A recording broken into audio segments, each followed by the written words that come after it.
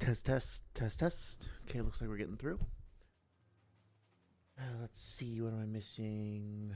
Little reactive image. Let's get that going. Okay, perfect. Welcome, everybody. Hope you guys are having a great weekend. Thank you so much for the turnout and the conversation during the Claire Obscure stream on Thursday. Had a lot of fun. We got to one of the game's endings. There's still more to explore. And I am going to look forward to diving in. I think again on Thursday one more time. I'm going to spend a little bit of time this week seeing if I can optimize my build. I want to give some of those final bosses at least one more try. Also, with apologies to Saria, I did have one thing spoiled for me, which is that apparently I missed a end game level, like a whole area that has some good grinding in it and some good levels. So I'm going to try and check that out and then give some of the other bosses one more try. Might as well at least see the last like the alternate excuse me, alternate ending as well.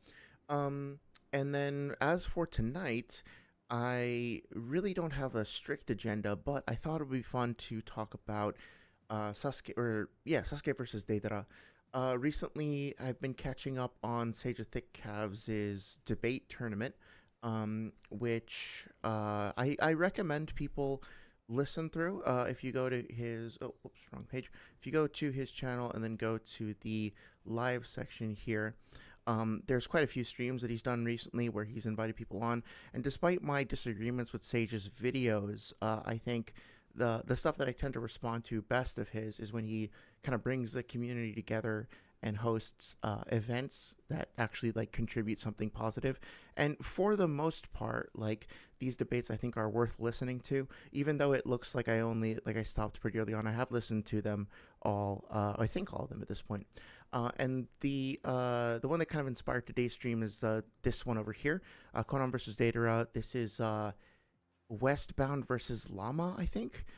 Overall, the debate is, pretty respectful, pretty chill. And Westbound offers the following scaling chain to kind of kick things off, where he compares Deidara to CM2, Curse Mark 2, or Curse State 2, Sasuke, puts that over Taka Sasuke. And so basically from around the 9-ish minute point to the 30-ish minute point of this debate, they talk a lot about Deidara versus Sasuke as a basis for that scaling. And it just made me want to kind of go back and revisit the fight because for one, it is a genuinely really awesome fight. It's pretty intricate. It's technical.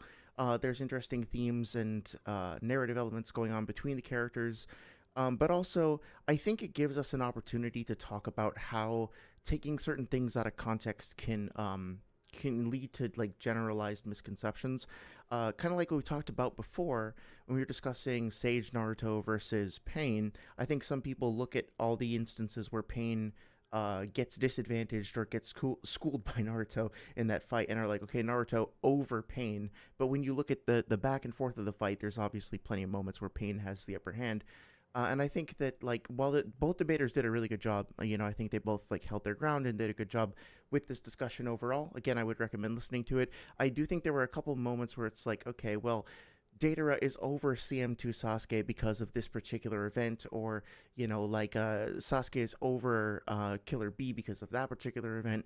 I don't know if they said this specifically, but I've heard some people say like Sasuke over fucking Killer B because of the Amaterasu. And it's like, well, he does hurt him with the Amaterasu, but the Killer B like escapes from that and uses it to kind of subvert the whole situation. So there's some more like nuances there that I want to go over. So it's just an excuse to kind of talk about this fight that I enjoy.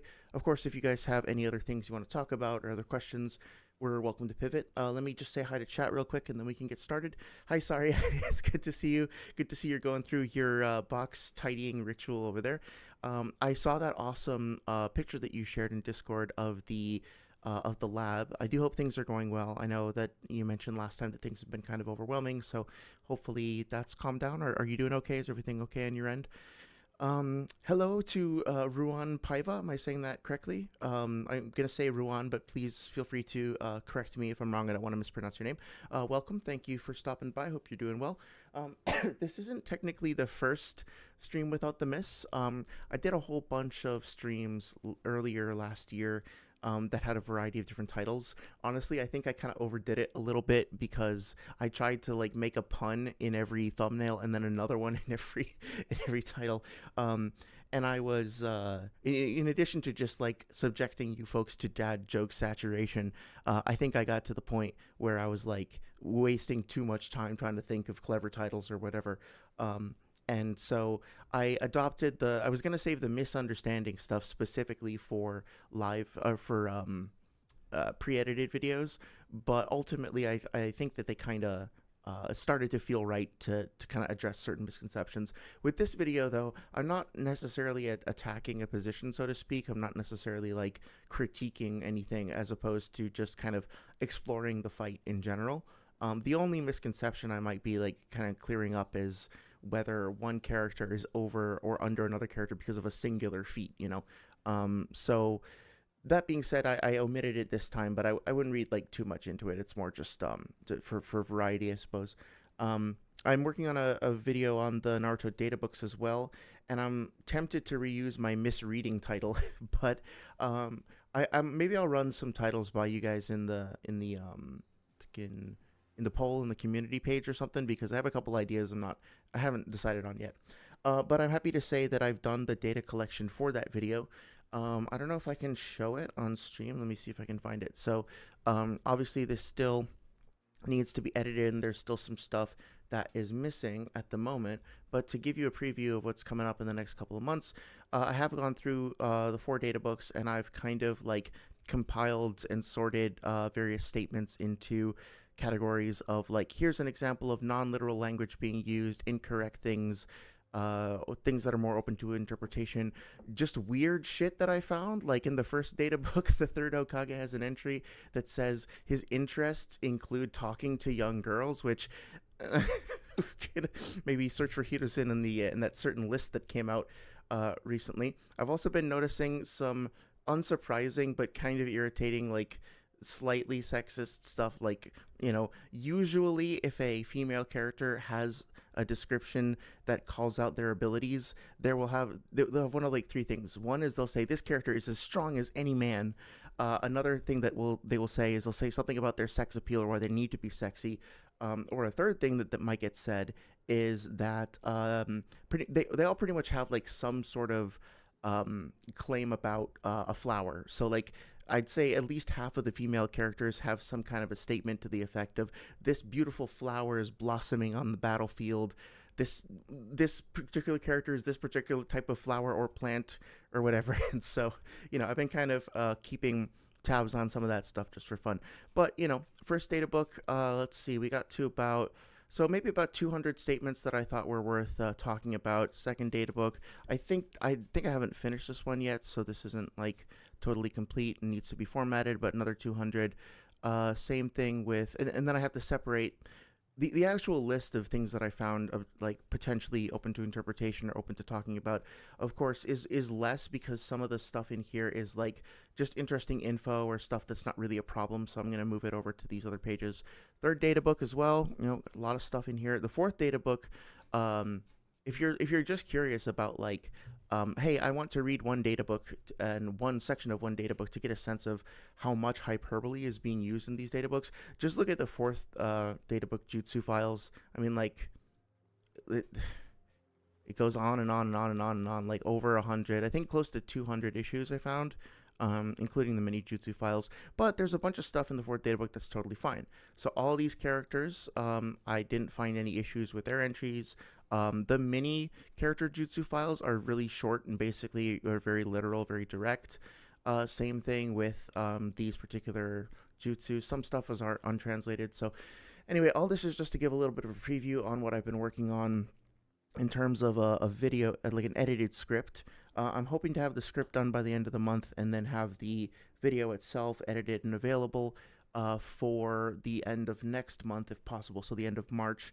And I'm also going to split off, like a couple of sections from this are going to become their own little shorts, hopefully, too. So that being said, let me get back to chat. Sorry, I kind of went off on a little bit of a tangent there. Oh yeah, how about, no, it's good to see you. Thanks so much for stopping by again. You said you got the raws at the ready. Excellent. Okay.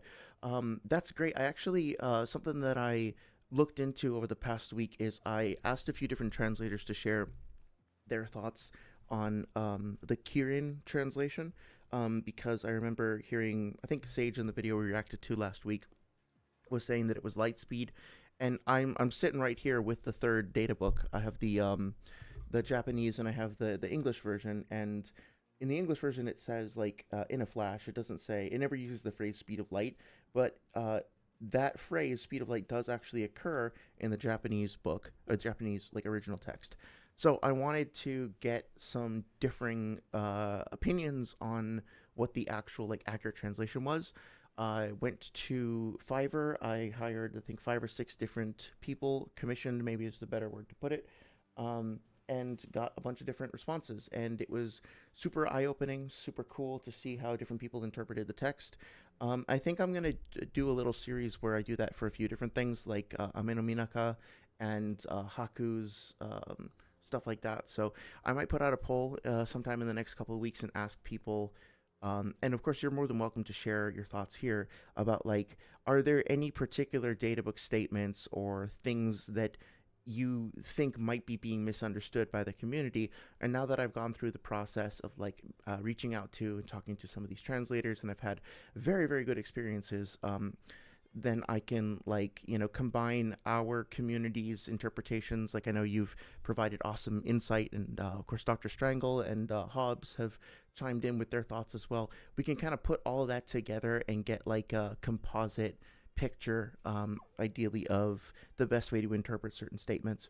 Of particular interest to me was how like the best way to tell whether or not something is a metaphor, which is kind of hard to pinpoint. And going through this process has actually made me sympathize a bit more with Sage's perspective, where he said that, like, when something is a metaphor, it will jump out at us and obviously be a metaphor. And in terms of actually like being fair and objective and like getting through an argument, that's way too vague to be very productive.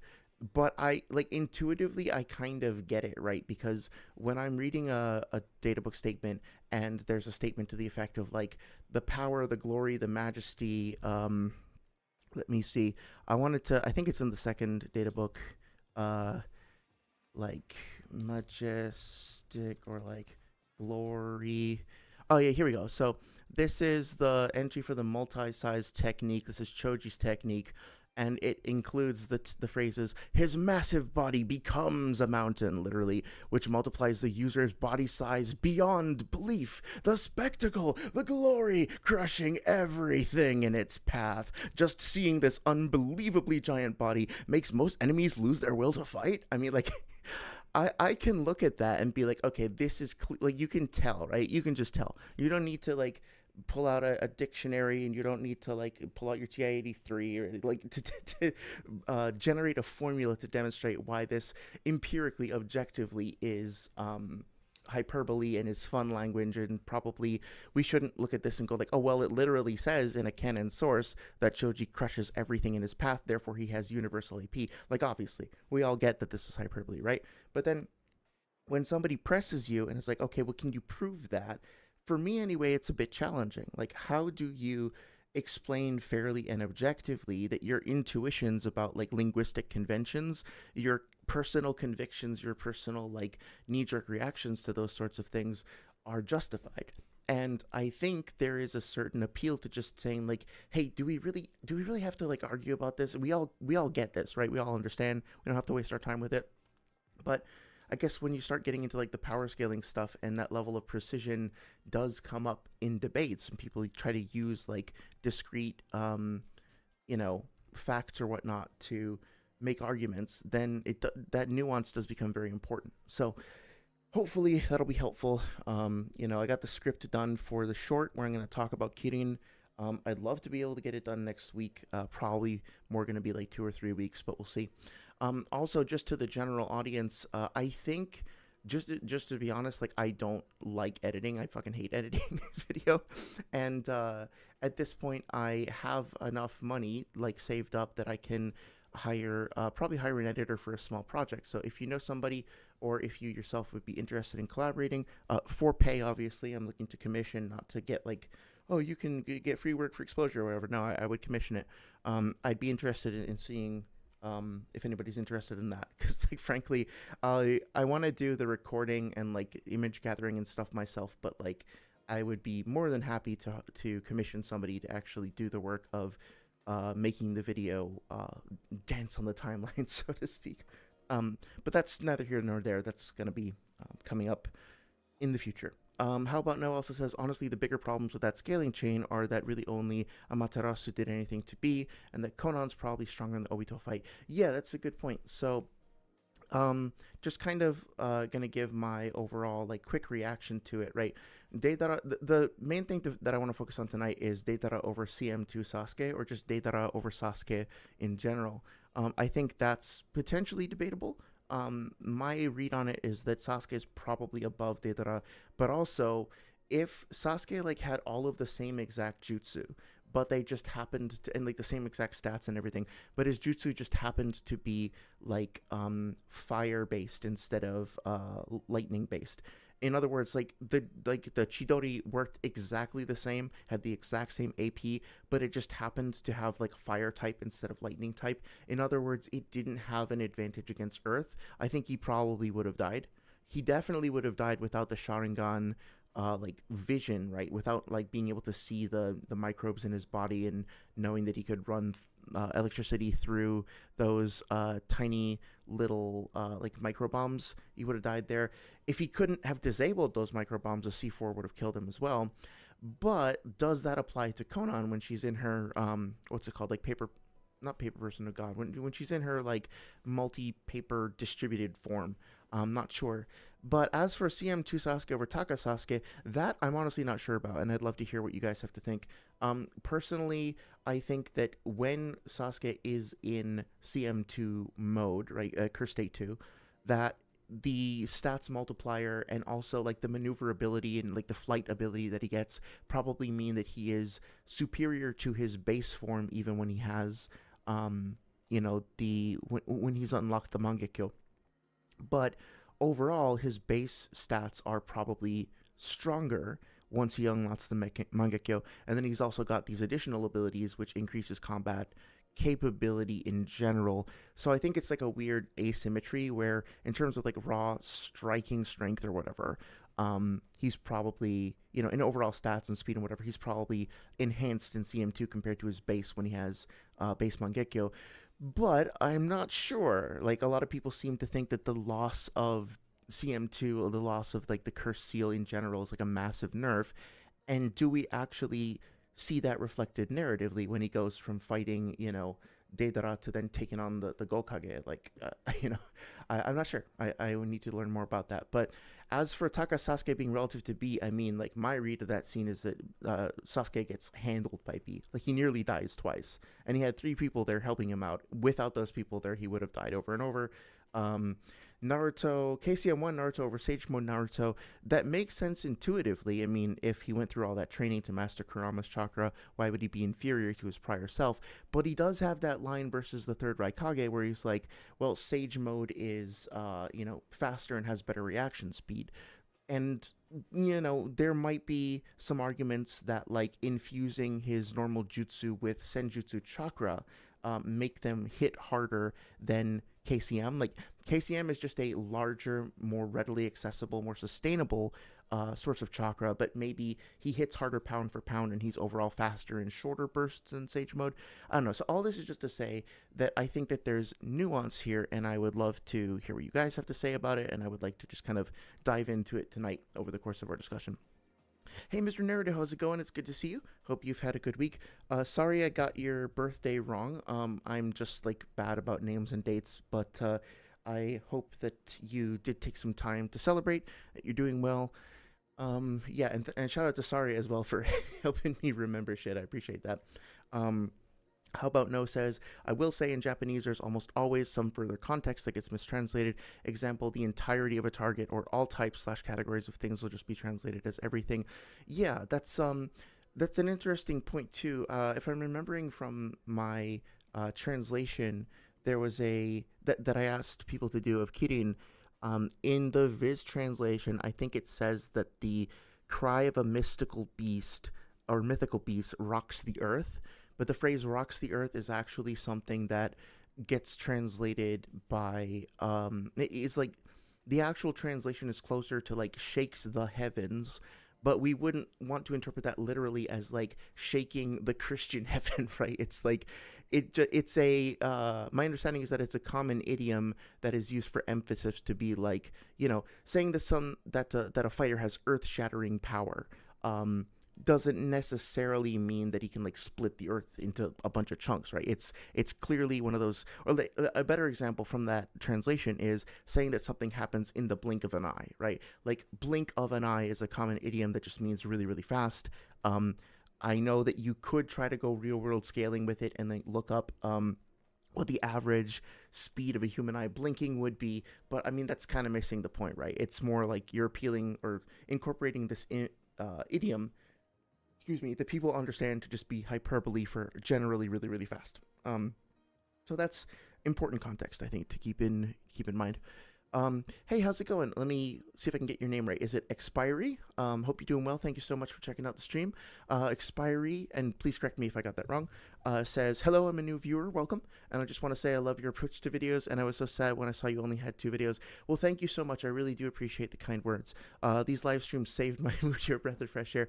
Thank you, thank you, thank you so much. I really do appreciate that. Yeah, so I'll be honest, the Itachi versus Pain video, I'm super proud of that. I spent a long time working on that. But I have a tendency when I get, really stuck into things to kind of lose track of everything else and just focus obsessively on one thing. So when I wound up working on that video, basically all my free time for a few months, I'm exaggerating a little bit, but a lot of my free time was put into rereading the series, editing the video, going over it, re-recording it. And I was using CapCut as my editing software, which is decent for small projects. But by the time I got to the 2-hour mark, it was like the project was lagging by like a second or two anytime I made any adjustment. And just a heads up, if any of you guys like wind up working with CapCut, unless I'm just dumb, which is always a possibility, and I just missed something, you can't like batch edit the way that I wanted to. So like I had my transitions set for each of the clips. I had like 1,000 clips to like fade out over 1 full second. And then I realized that was way too long, and I wanted to change it to a half a second. And so I had to go to every single clip individually and like manually input the number for the different time. And that, because the software was lagging, it basically took me like all Saturday or whatever. It took me like all day. Like I put on a podcast and I was just sat there in front of my screen for hours and hours just like typing in the same number. So I do think CapCut is great for small videos, especially if you don't want to get super elaborate with your projects. The short that I did on Stellar Friends was done in CapCut, and it was super fun, super easy. But I think I need to either commission an editor or learn like DaVinci or something if I'm going to do another long project. So basically, all this is to say I do have other videos in the works. I have like 2 or 3 scripts that I've written, and I want to make them. But to be honest, I just burnt myself out, man. Like I was so fried at the end of that. And while I was working on it and like talking about the debate between Noodles and Swag, I had, let's just say, been invited into Noodles' server and had like a super discouraging experience there. So it almost kind of became like an act of defiance. Like I have to get this out now and prove myself or whatever. So the switch over to the lives was a way for me to kind of have more of an active conversation, to get things out faster while I worked on other projects and just to stay connected with people. Because that's my main motivation. The thing that I enjoyed the most is having a conversation. That Itachi versus Pain video was my attempt at contributing to this conversation about that debate and about Itachi versus Pain in general. But it like, I really am humbled and really am like very grateful for the response from the viewership that I got from that.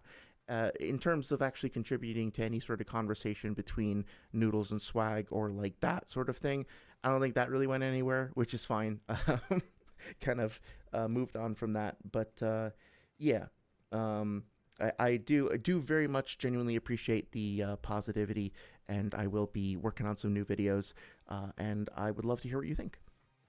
How about no says, for example, universal pull is just saying all types of matter like it's gravity rather than magnetism. For fireball, it burns the entire target surface, not just one side gets turned into vaporizes everything. Yeah, that's the thing. I think we were talking about this last week. I don't have a I would trust I say this naively. I would trust that we as a community would look at a phrase like in the fourth data book saying that Bancho Tenin attracts all matter in creation or what, however it's specifically phrased. But look at that and be like, okay, it's not that pain can like pull in the entire uh, cluster of galaxies in this region of the sky because technically that's all matter in creation, right? It's obviously being like if you look at it in context, look at the limitations that it actually has in the series, how it's used, then it's like, okay, if he points at something, he can pull it towards him. And then like we maybe shouldn't assume that there's no upper limit to that whatsoever. Also, I just staring at this frog for a while, I just noticed that there's like these are actually not just like random black lines, right? They're actually characters, and there's a couple of different kanji over here as opposed to over there. That's kind of cool.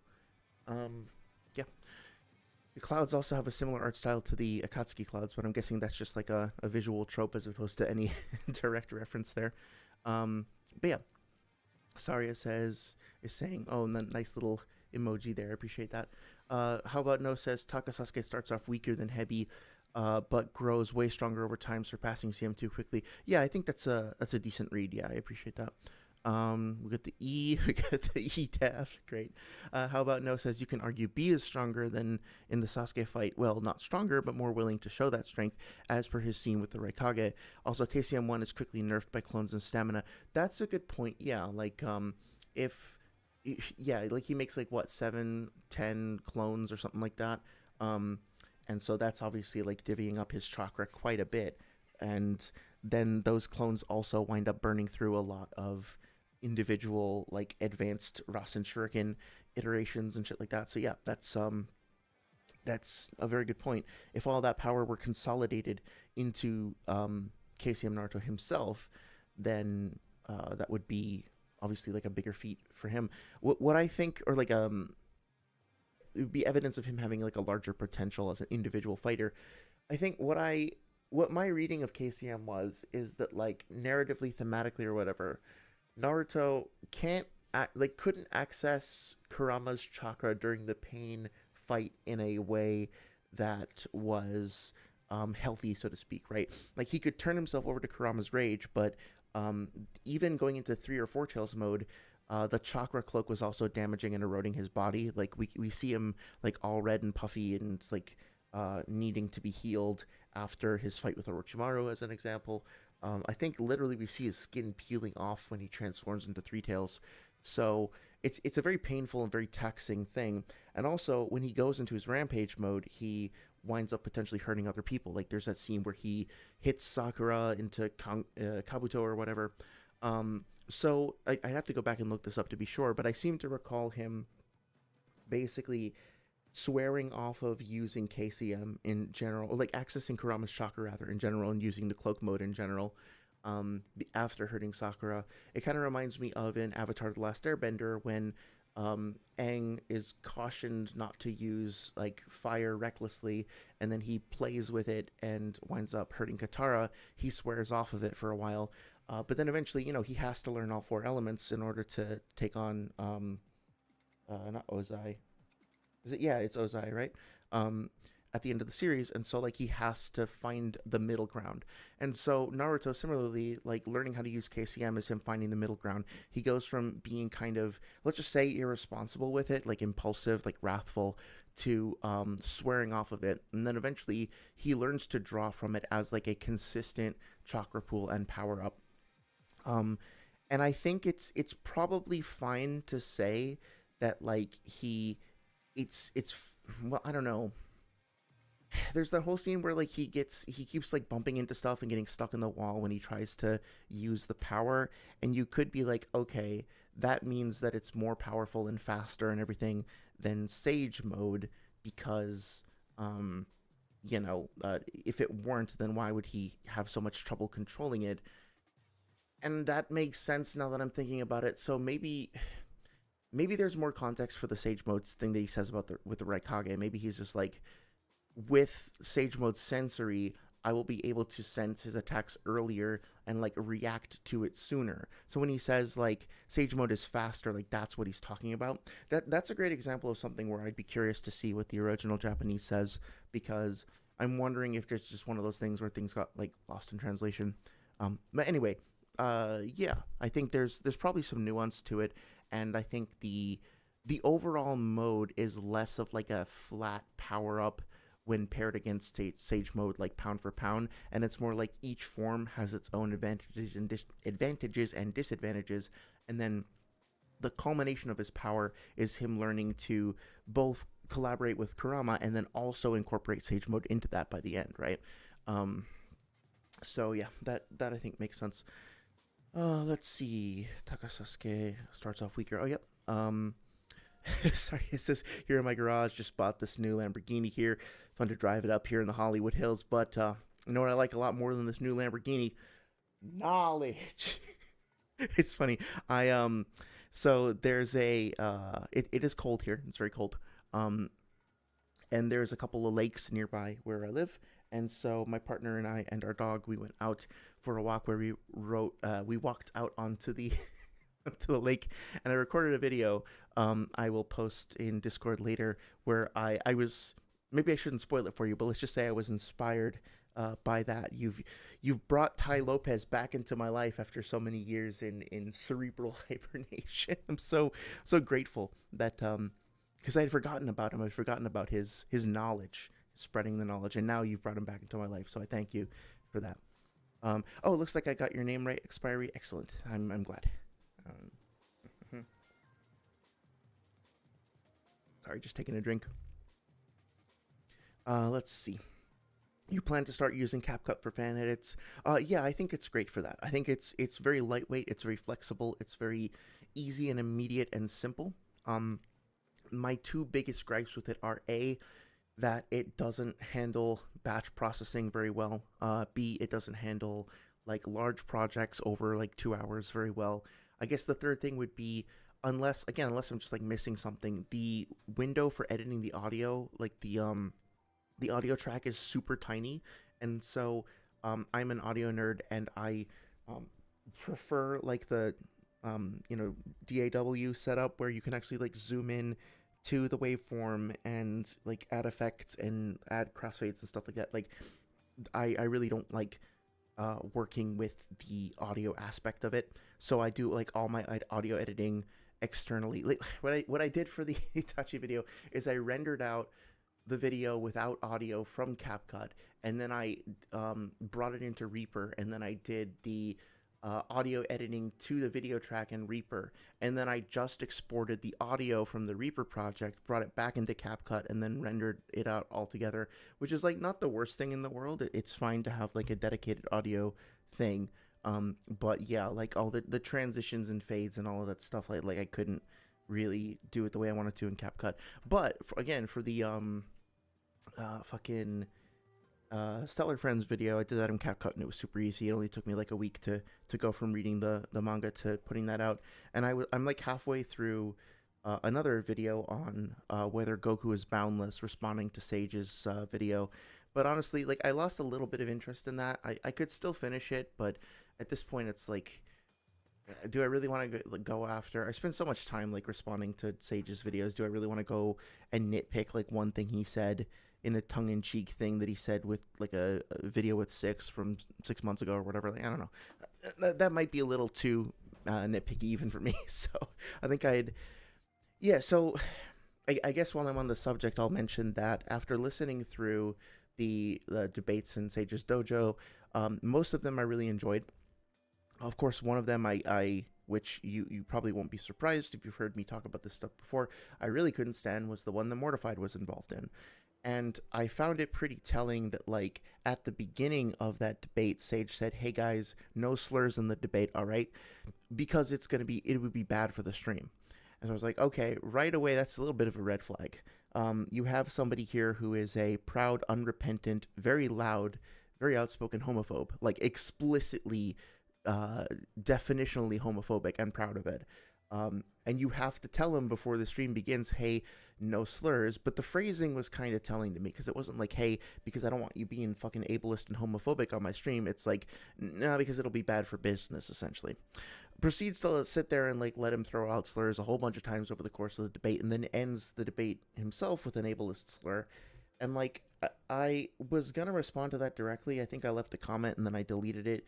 But honestly, like, I get a lot of anxiety just sitting around waiting for people to like, oh, are they gonna respond? What are they gonna say? Did I just start some shit? Like I said last time, I don't actually like starting shit with people. I don't like fighting. I don't like arguing, and it's just like, I think at this point, I should be trying to put more effort into making my own stuff, because if I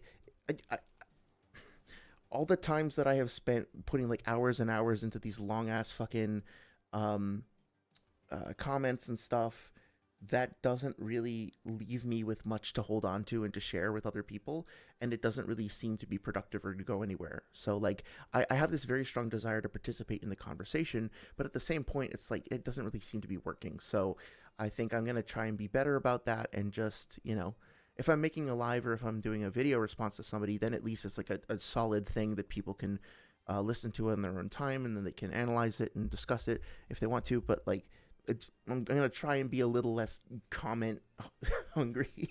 I think it's probably better for everybody. Um, but yeah, Saria says right now you use InShot for both YouTube and your acrobatics and your fan edits. Oh, cool. Do you what do you think of it so far? It seems to be from what I've seen of your videos. I mean, they are well edited. They flow nicely. The music sounds great. So yeah, are you pretty happy with the software overall? Mr. Narrative says three more days until your birthday. Okay, sorry. I think I was a little off there, but happy early birthday. I'm probably not gonna I'm not gonna be on stream on that specific day. So again, happy early birthday. I hope you do something awesome. How about No says regarding the Sage Mode is faster thing, he reverts back to base before he says it. Yeah, I'd have to go back and reread that, which I'm happy to look at it if you happen to remember the chapter. My recollection in my head was that he's in KCM, and then he goes to base, and then in base he gathers up he has to stay still and gather Sage Mode energy. And like, what I got from that is that he's making the choice to switch to Sage Mode, but maybe I misread it. It's been a while. So you kind of beat me to the punch there. How about No says like KCM runs out, he reverts to base, plans, then goes Sage Mode, and says the line. So line could be referring to base rather than KCM. I see. Yeah, I think that's a fair interpretation. I'd want to like look at it in context before I like make a declarative statement about it, right? How about No says you can confidently say, as somebody who has spent too much time with both series, Sage's new video is quite bad. No citations for series with tens of thousands of hours of content, inside jargon that means people who aren't already deep into the community can't follow it at all, and conversely, somebody who is, like me, gets nothing out of it. Also, no accusation, but the writing by the end sounded AI. Chapter 555. Yeah, so like, I always want to give the benefit of the doubt and give credit where credit is due. And to start off on a positive note, I will say that like, I watched his video that was like an hour long on like going through all of Kakashi's jutsu, and genuinely, I do believe that it's very hard for me to imagine that anybody would put that much time and effort into producing a video of that generally high quality without being hardworking and dedicated and passionate about what they do.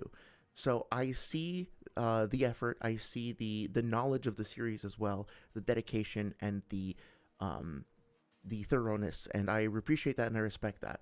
And part of the reason why I'm even bothering to like respond to his videos is that I find it very difficult to reconcile that with then what I see in some of the other videos. It's very confusing for me, and maybe this is just like my lack of social acumen or something, I don't know, but like, I can't figure it out in my head how you go from making something like that to then going to making something like the databook video that we talked about last week, because that is so, it's so weird to be like, to hear somebody who can put that level of dedication and effort into something, then do like the complete opposite for the databook video. And like, I've been thinking about like, okay, one of these days I might try to debate somebody on the data books. Like if I debate anybody about anything on Naruto, it'd be like Universal Naruto, Lightspeed Naruto, or data books. So I was trying to think in my head, how would this debate go? How could I try and like do a good job while also not being like too combative or whatever, and trying to actually clear up misconceptions. And the best that I could come up with is that you know, or like sort of something that I wound up saying to myself is, honestly, anybody who actually reads the data books shouldn't need any content creator to explain them to them, because the data books are like a piece of supplementary material that is frankly like designed to help teenagers better understand a battle manga written for teenagers. Um, Now, obviously, there's nuance that I didn't pick up from the series, and like themes and stuff that I didn't pick up on from the series until I was older than a teenager.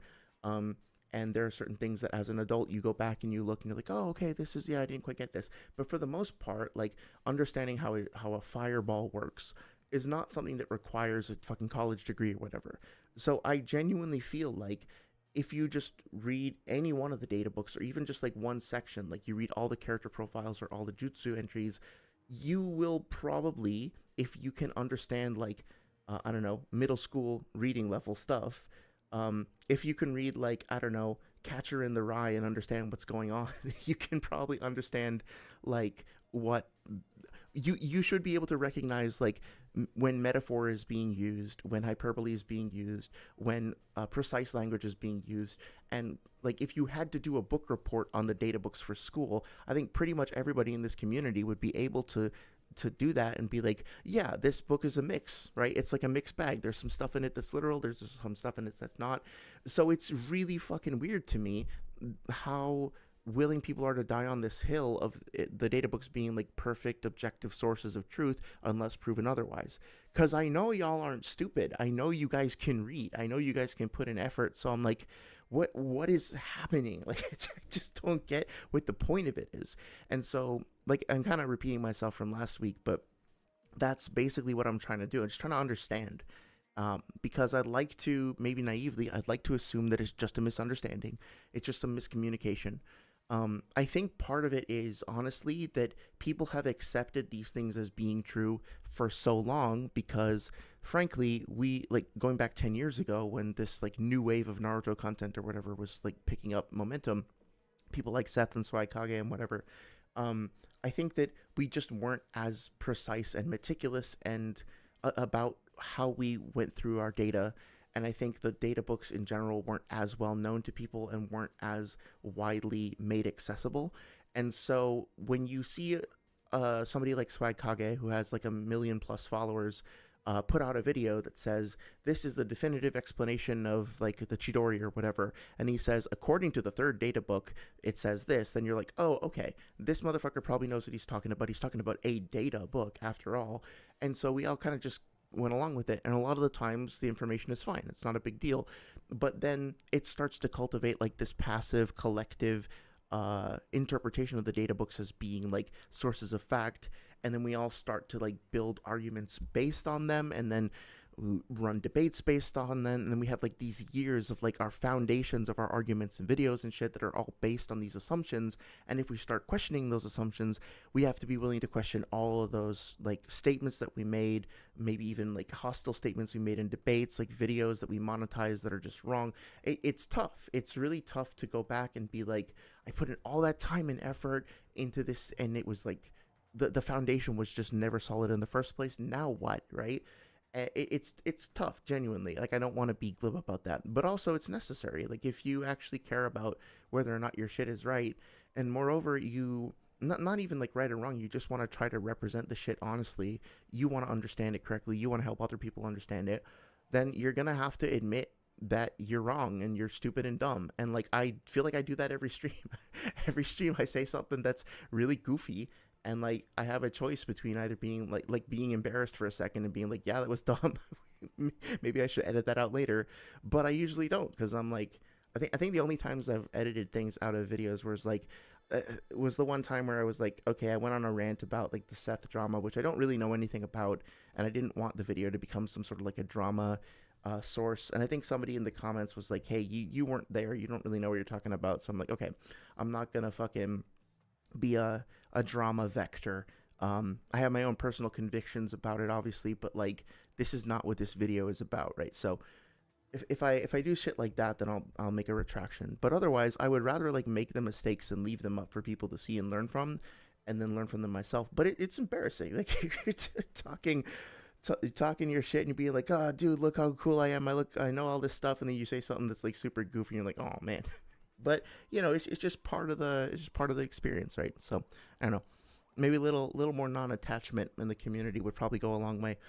Let's see. How about No says chapter 555? Okay, yeah, let's take a look at this in a sec.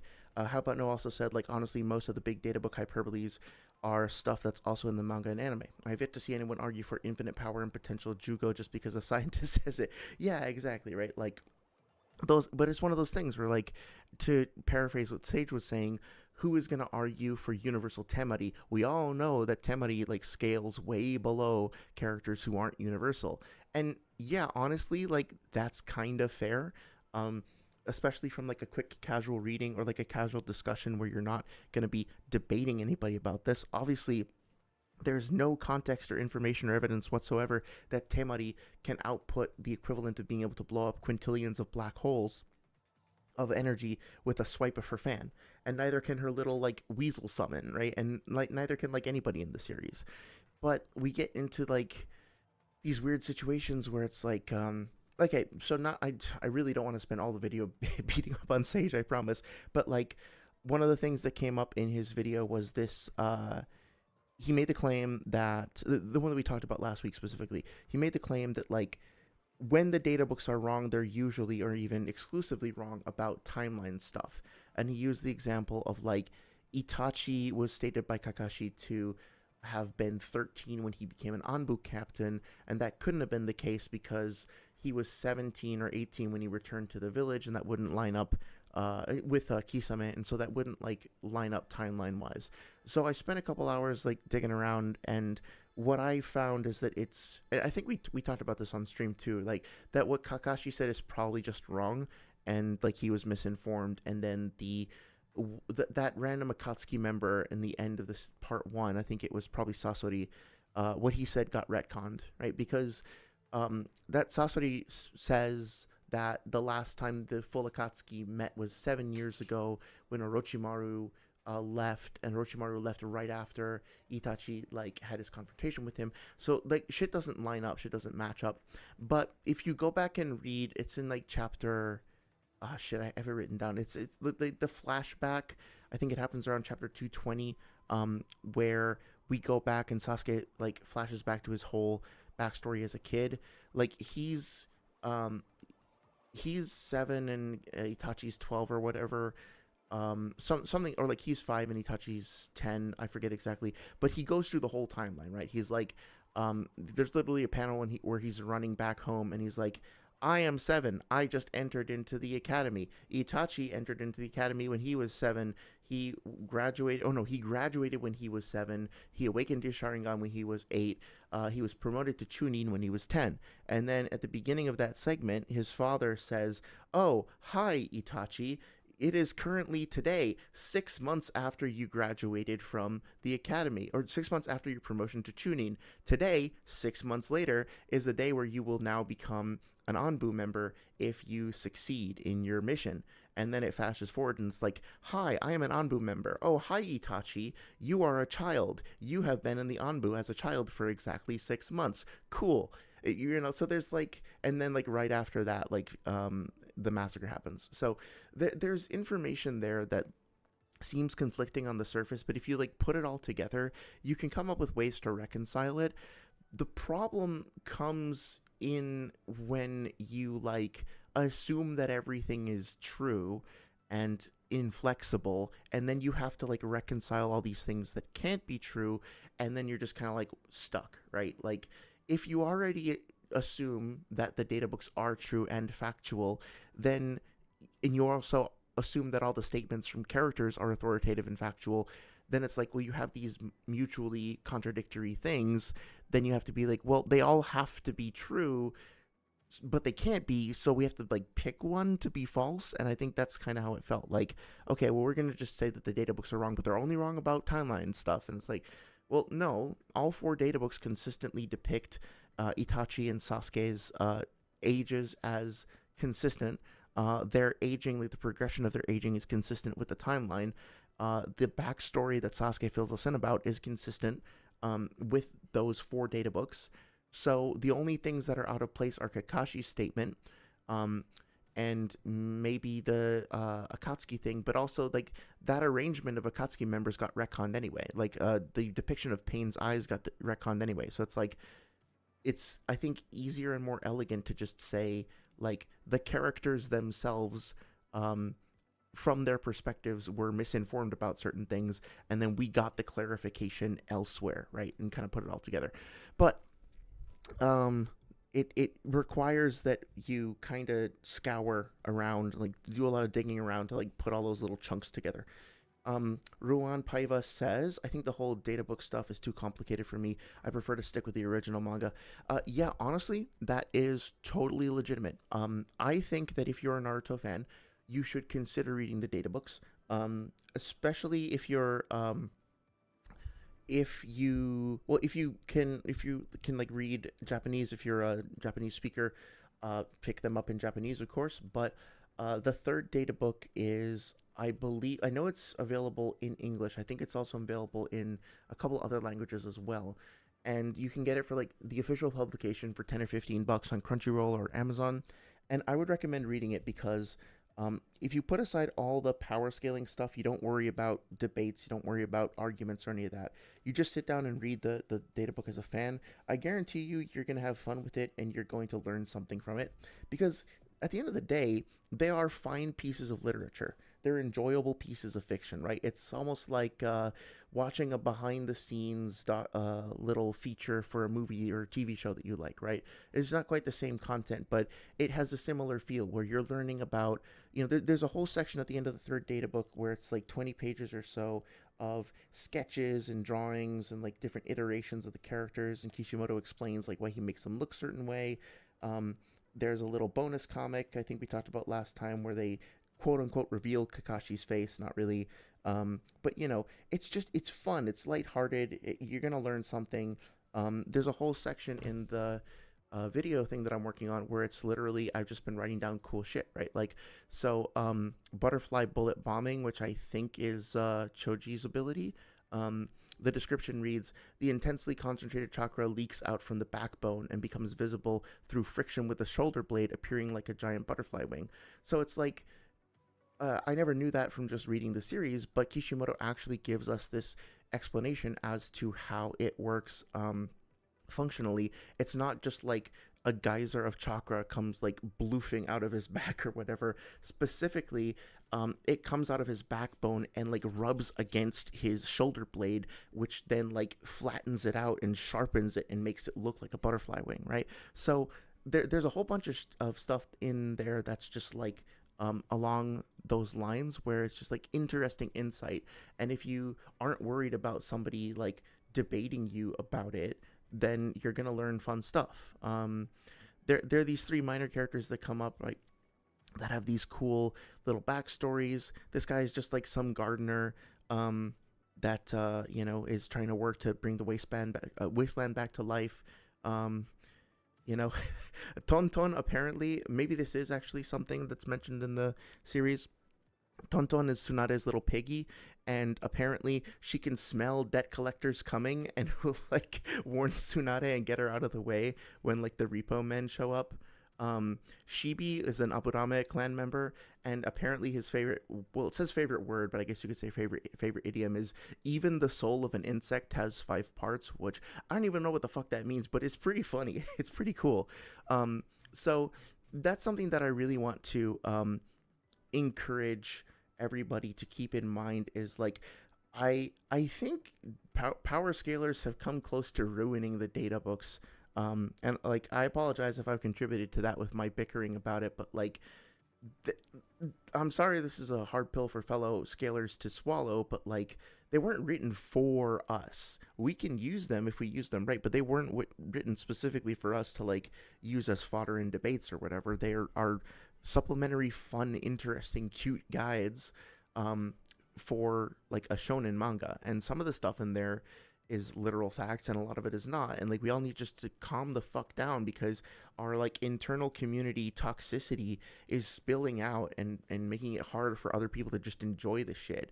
Because like if you just have an opinion, you have like some headcanon, you just enjoy it for what it is, you're gonna get descended upon by like all these like I'm going to credit all the translators I used, but I asked them first because I was like, do I do I want to subject them like I I'm terrified that somebody from the community is going to reach out and just like start fucking bothering them about their translation, which they didn't ask for. They didn't want to be wrapped up in that, right? Because people get so fucking worked up about it, when really we're just trying to help people understand stuff better. So anyway, all this is me going on a rant. I apologize, but like I don't want you to wind up missing out on something you might have fun with because like some grumpy old assholes in the community have ruined it for you.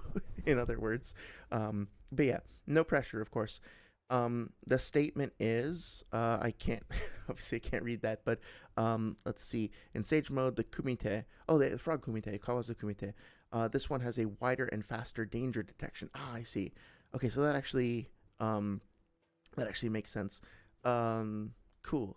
Thank you. Yeah, I appreciate you sharing that. I'm gonna write that down because I'd like to try to actually learn more of the characters and their pronunciations. I think I have a translation that you or like original Japanese text you provided for us last time that I've written down too. So yeah, I will look that up and learn that. Thank you very much for that. But yeah, before I forget, let's actually go look at this. So Naruto is trying to make a little Biju bomb. It fails. It kind of explodes, and then you're right. He knocks himself like out of KCM. Um, this dude was his name Dodai, I think. He says chakra cloak is dissipated. He can't do it. Okay. Um, so he tries to talk to Octopops. So I mean, like, just putting on my stupid debate hat for a second here. I don't think that I don't know if Naruto has like completely run out of KCM chakra necessarily. So I think he just kind of like dissipates the cloak when he fails this jutsu. So he might be out of chakra, but he might. I wonder if he like has a choice now. Should I go back into KCM or should I go into Sage mode, right? And so like, what do you say? I'm not right now. Plus, never mind. Okay, okay. So that's not really talking about. Oh yeah, we get we get this beautiful scene, of course. Um, Scar the Raikage's chest. Right. Yeah, this is different than before. Something I want to try. So Rasengan active. Oh, the Sage mode. This Sage mode frog pair has a wider danger sensing range and it's faster. And also, doesn't he have like another clone with him? Yeah, so pair. Although he's just dashing forward with the one clone or the one body. So yeah, I think I'm not 100% on this, to be honest. I think yeah, I'm gonna have to think about it some more. So I appreciate your translation. I appreciate the context that you've provided. I could see somebody arguing that he specifically makes the choice to go back into KCM.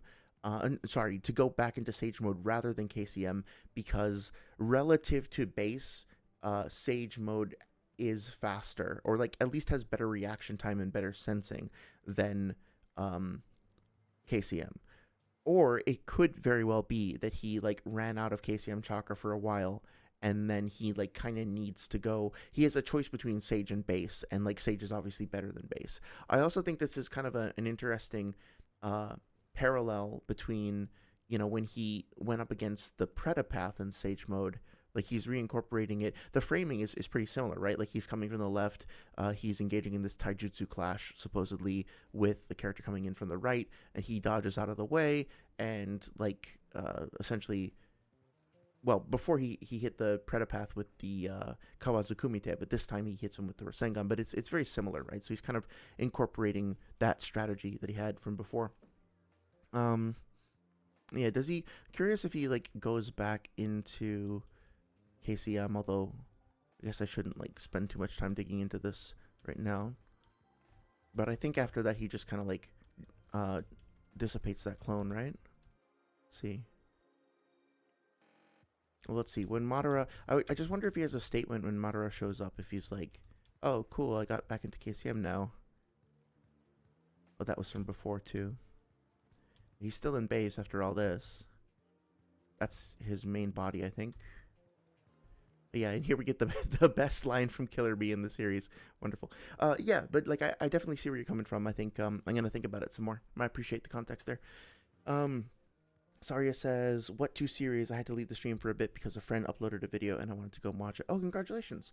They uploaded a new piece of music. Yeah, that's awesome. Persona and Marvel Sage's newest video.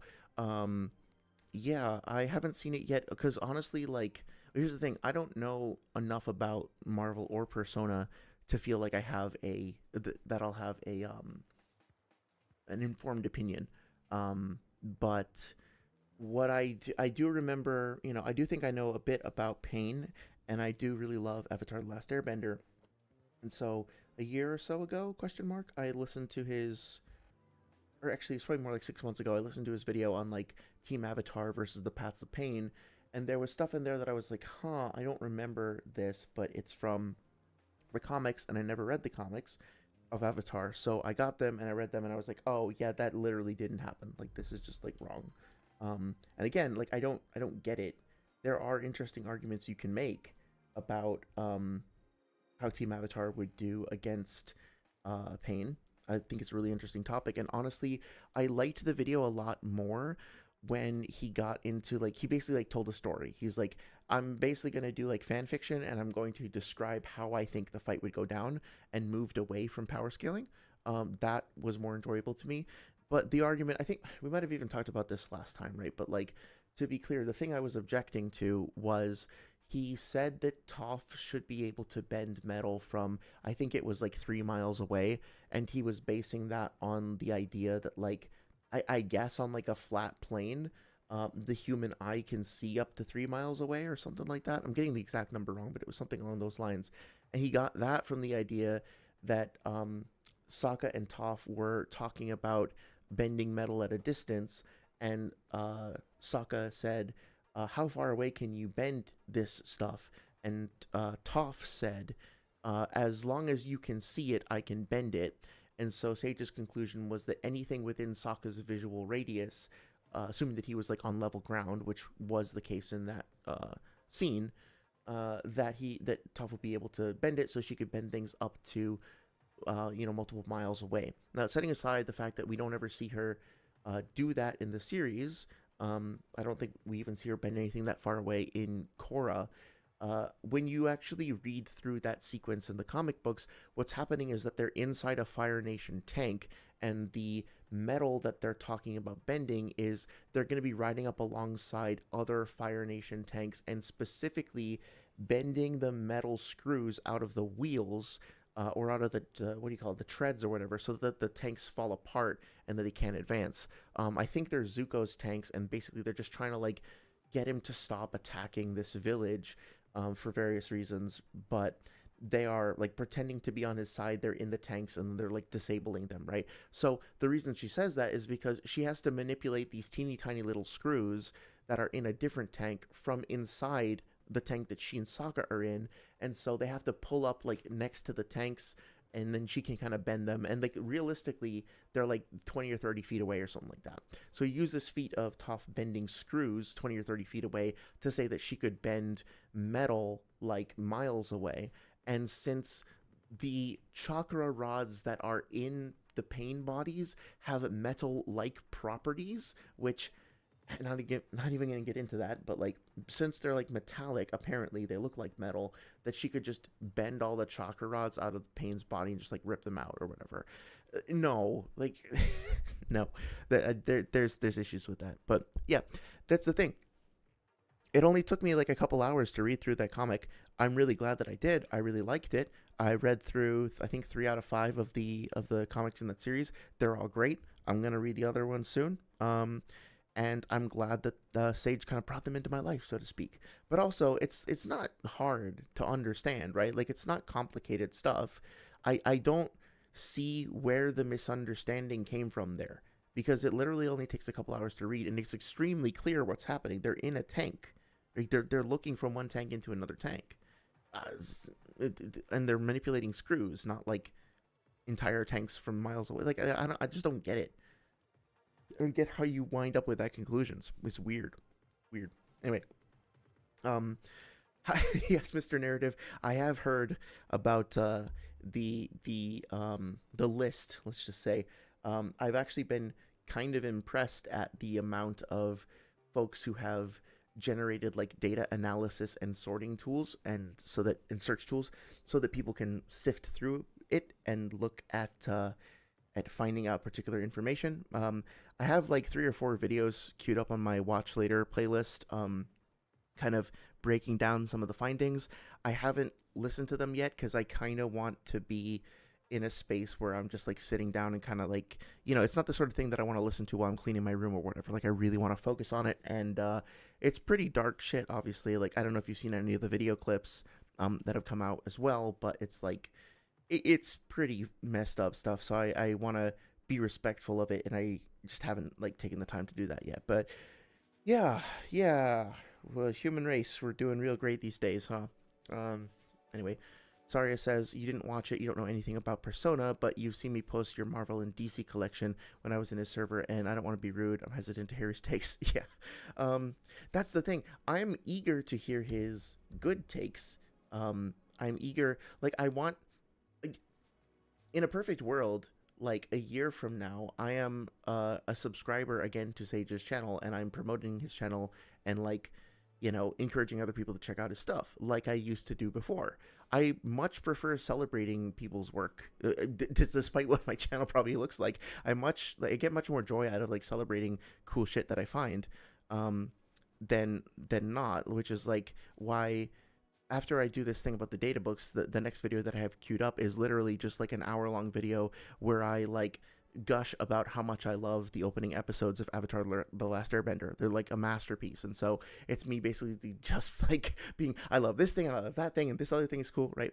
So I would love to be able to say like, hey, I'm a paid member, I'm in the server, everything's peachy, everybody should go give this man money and attention and stuff, and like I hope that change happens. I can't do that now for reasons that should be clear.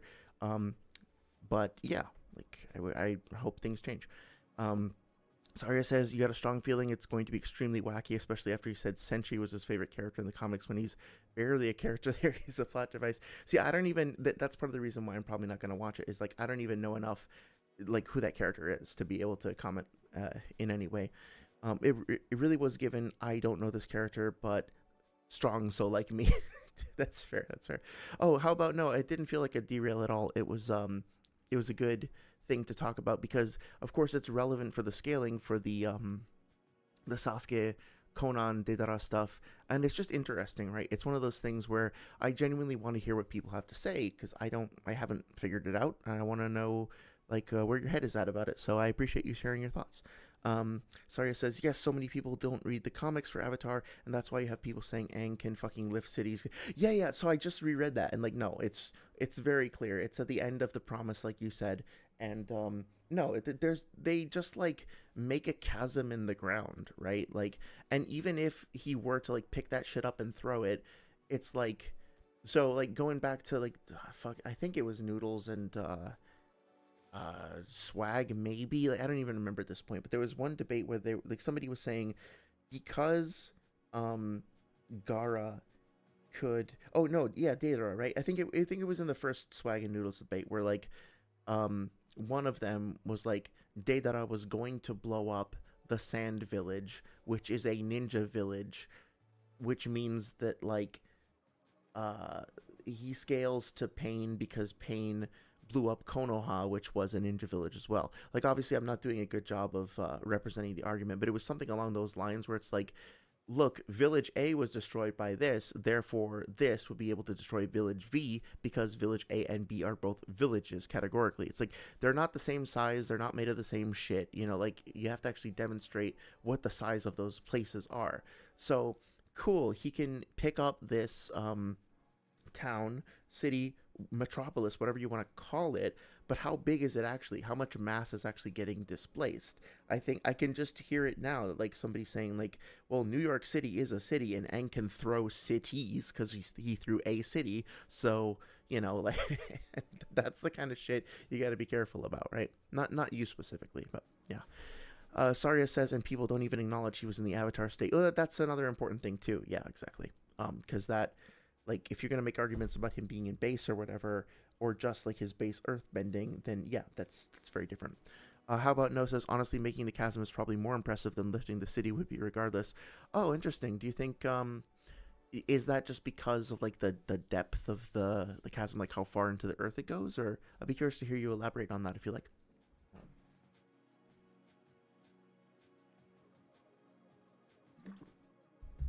So, with that being said, I think I'm gonna switch over to talking about Sasuke and Deidara, and yeah, just kind of go through the fight quickly, have fun with it, just point out some stuff that I enjoy and some stuff that I think is kind of quirky. Um, One thing that I will that I will point out here is that I have heard people argue that Sasuke um, has like can teleport, and maybe he can.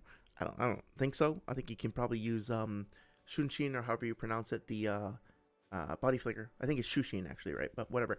I think he can use body flicker. But what I think is worth noting in this fight, let's come back to that in a second.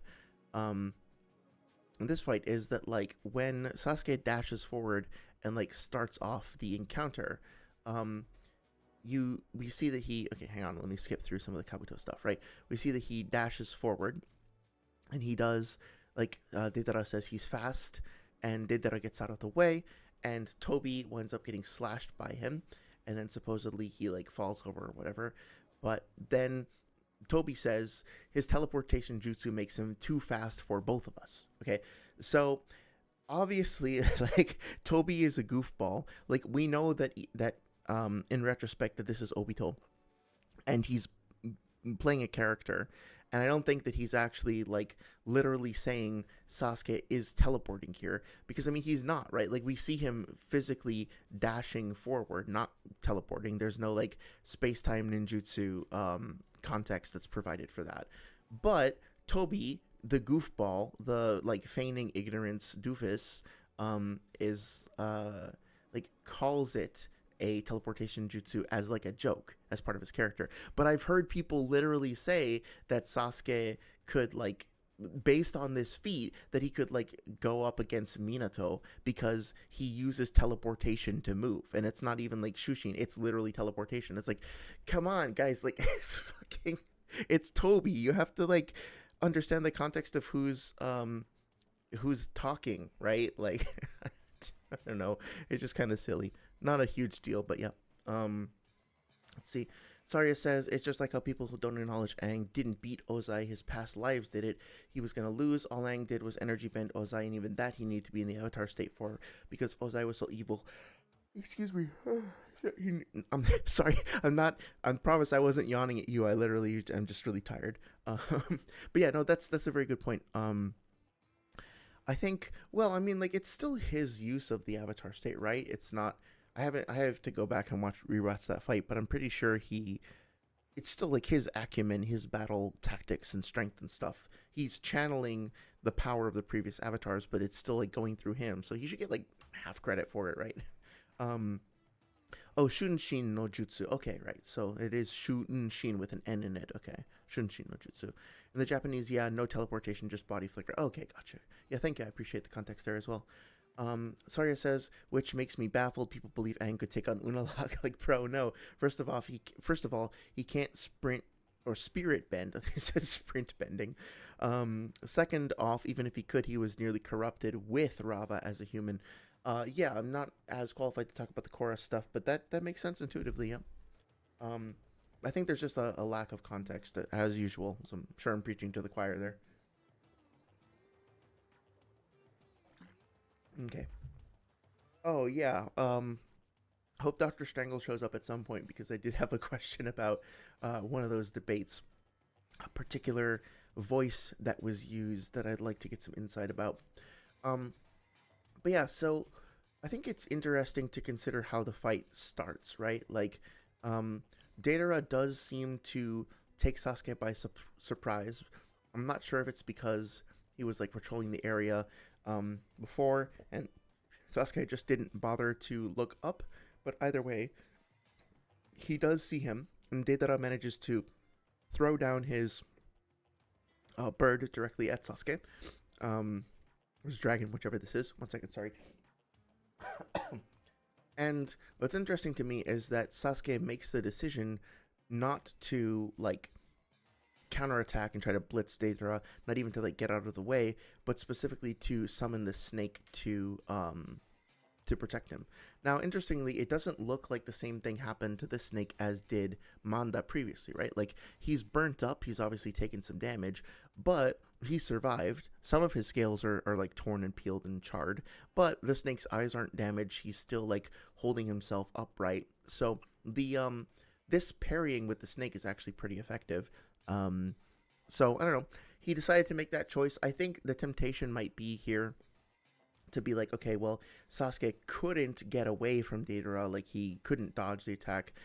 My personal interpretation is that he, for whatever reason, he made this decision, not necessarily because he couldn't get out of the way. This was just like his thinking was like, okay, I'm gonna block this and just like stay here and parry it or whatever, as opposed to dodging. I don't think we should read into it too much, but I could see somebody looking at this and being like, okay, well, let's see how Sasuke acts over the rest of the fight, because if he keeps doing this, like if he keeps blocking instead of dodging, maybe he's like analyzing Deidara's speed and being like, well, shit, this guy's too fast, his attacks are too fast, I better focus on defense as opposed to like agility, if that makes sense.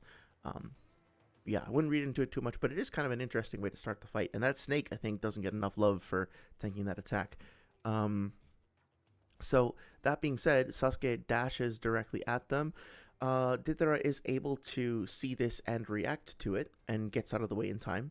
So argument to be made here that even though Sasuke has, well, there's some complications here, right? Like Deidara is standing in front of Toby, so I think it's arguable that Sasuke is going for Deidara specifically, but he probably notices that like Deidara is getting out of the way and just decides to go for the target that he has available close to him. He's also, he's not in his curse state or anything like that. So it kind of seems to me like he isn't taking the fight super seriously just yet, which is pretty common. Like in fights, characters will usually kind of poke and prod each other to figure out each other's abilities before going all out, and not like Sans Undertale where they're like doing their strongest attack first. But I think you can argue that Deidara is reacting to Sasuke's onslaught. He is able to perceive it after Sasuke starts attacking, even without the benefit, like the insight of the Sharingan. Sasuke clearly wasn't like going full out killing intent. Like, he's intending to talk to Deidara and get information out of him. But also, like, this is still a feat for Deidara. It might be a qualified feat, but it's still pretty impressive that he's able to just get out of the way like that. But yeah, this is what I was saying, right? Even though Deidara might be fully prepared to kill this guy, I think that this little panel here actually is really important to keep in mind when talking about matchups, because one of the things that I wind up hearing a lot in debates is sort of like this get out of jail free card that people try to use by saying X, Y, or Z character wasn't really trying, therefore this anti-feat doesn't really count. So like, to be fair, I've probably done stuff like this myself in the Pain versus Naruto fight, right?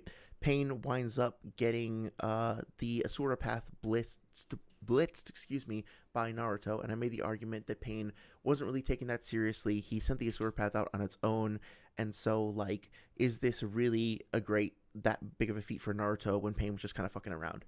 But yeah, it still is, right? Like, Naruto was still able to to intercept it before Pain like realized what was happening and like got it out of the way. Yes, he wasn't trying his hardest. He wasn't attacking simultaneously with all like six paths or whatever. But also, so it's not like the maximally impressive feat for Naruto, but it's still impressive. Uh, it's gets into this weird gray area of like, well, how do we use that productively for power scaling? How do we quantify it? And I mean, like, I don't, again, it's not like really designed for us to do that, right? It might just be that we don't get a super clear cut, like, debate ready factoid that we can use. Um, but I do think that it's like realistically, in terms of a holistic reading of the series, characters have a lot of back and forths. Like, very few there are definitely times where we can identify, but like a lot of times in like the dramatic battles, the protracted battles, the plot critical ones, characters will have moments where they're on top and moments where they're not. They'll have moments where they blitz the opponent and moments where they get blitzed. I use the term very loosely.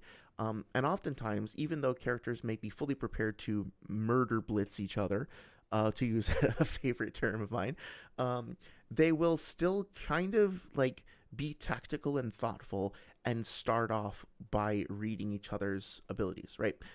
Perfect example here, Deidara using C1 first instead of going straight for C4. C4 is obviously a stronger win con. C4 is more deadly, it's more all encompassing or whatever. And yeah, you could argue that he's like thinking about Toby and doesn't want to like blow him up in the collateral damage or whatever. But also at the same time, it's like if he starts with C4 and anything goes wrong, he miscalculates, like underestimates his opponent or whatever, then that shit is just gone, right? So like using C4 is not just like, oh, I'm going to win because my AP is stronger than my opponent's defense. It's like he has to coordinate the attack, he has to get it off, he has to aim it correctly, he needs to use it when his opponent will actually get hit by it. The fighters within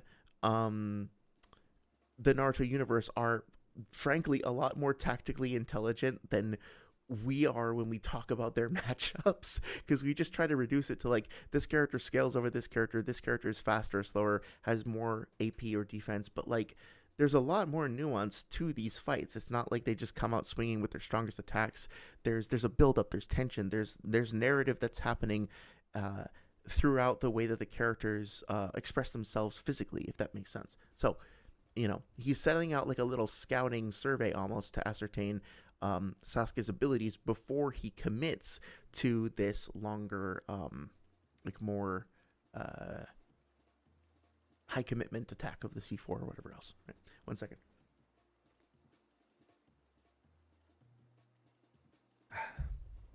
Water is good. Saria says it's why I wasn't very fond of the Team Avatar versus Pain thing, because it was just more glaze. Like, the gang are tough, absolutely. Avatar The Last Airbender is just the Z fighters. Everyone on Aang's team is a prodigy. Aang has an advantage. Well, is Katara a prodigy? She was talented, but also I think I would put her closer to somebody like Lee, right? Who like wasn't necessarily well, I don't know actually, because she did impress Paku.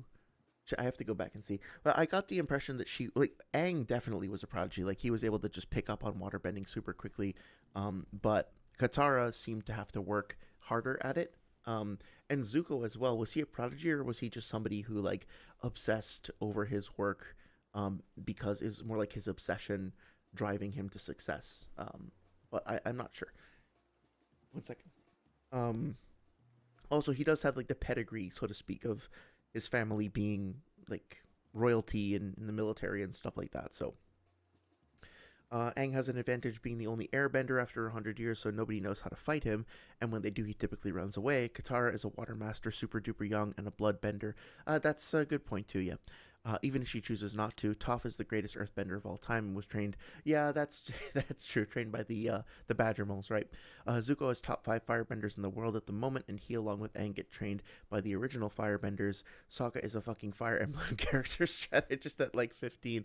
Yeah, he's doesn't he have moments of being like better at strategizing than like his own father, like the leader of the tribe, and like gives him like military advice, and they like. I have this vague image in my head of them being like in a tent with a map on the table, and Sokka's like, actually do this, and his dad's like, maybe we should trust the young generation or something. which was super weird that like I just finished rewatching Big Joel's video on his like analysis of the Avatar TV show, like the recent Netflix live action adaptation. And oh my god, did they make his whole character about just like making one mistake and getting shunned by his family for that one mistake and then being fucking like just whining about it the rest of the series. Like everything he does, he's just like, he'll like bend down and tie his shoe, and Aang will be like, "Hey, good job tying that shoe, Saga. You really tied it really good." And he'll be like, if only I could tie my shoe like a real warrior. I'm not a real warrior yet. I'll never be a real warrior." And like, it's just like every single moment of his life comes back to him not being a true warrior, whatever. It's like really sad. And when you actually look at the way that he's portrayed in the original series, like, yeah, he's goofy. He makes mistakes. He's a kid, and he does kid stuff sometimes, but also he comes up with good strategies. He's resilient, he's resourceful, he's tactically clever from time to time. So yeah, it's weird vibes for sure. um Saria then says Iroh is like top three in at least in the firebenders. Aang was trained by Gyatso, a master, and surpassed his masters relatively quickly. Like they're tough, but the way they were getting glazed was like, you're underestimating pain here and overestimating the gang. Yeah, I mean, like, I think that there is a like, if you equalize stats, especially, then the or like you project, yeah, like if you do some find like some conceit to equalize stats, then things get interesting. And I think the storytelling part of that video was more interesting because it was like, well, this character could maybe do that and this other character could do that, and it became less about the quote unquote math of it, and more about just like the story drama tactics and stuff like that, which I appreciated.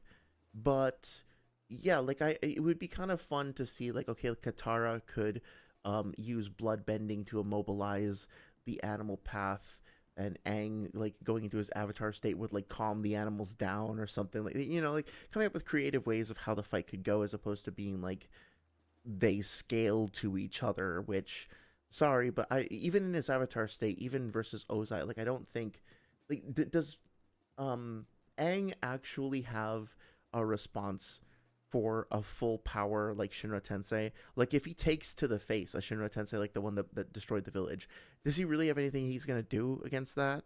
Sokka definitely doesn't, right? Like Sokka's just a dude with a stick. He's a really good dude with a really cool stick, but I mean, yeah, he's not gonna survive a Shinra Tensei. He's not gonna survive like a Bancho Tenin like chakra rod stab, right? Like, um, he's not. Yeah, so I don't know.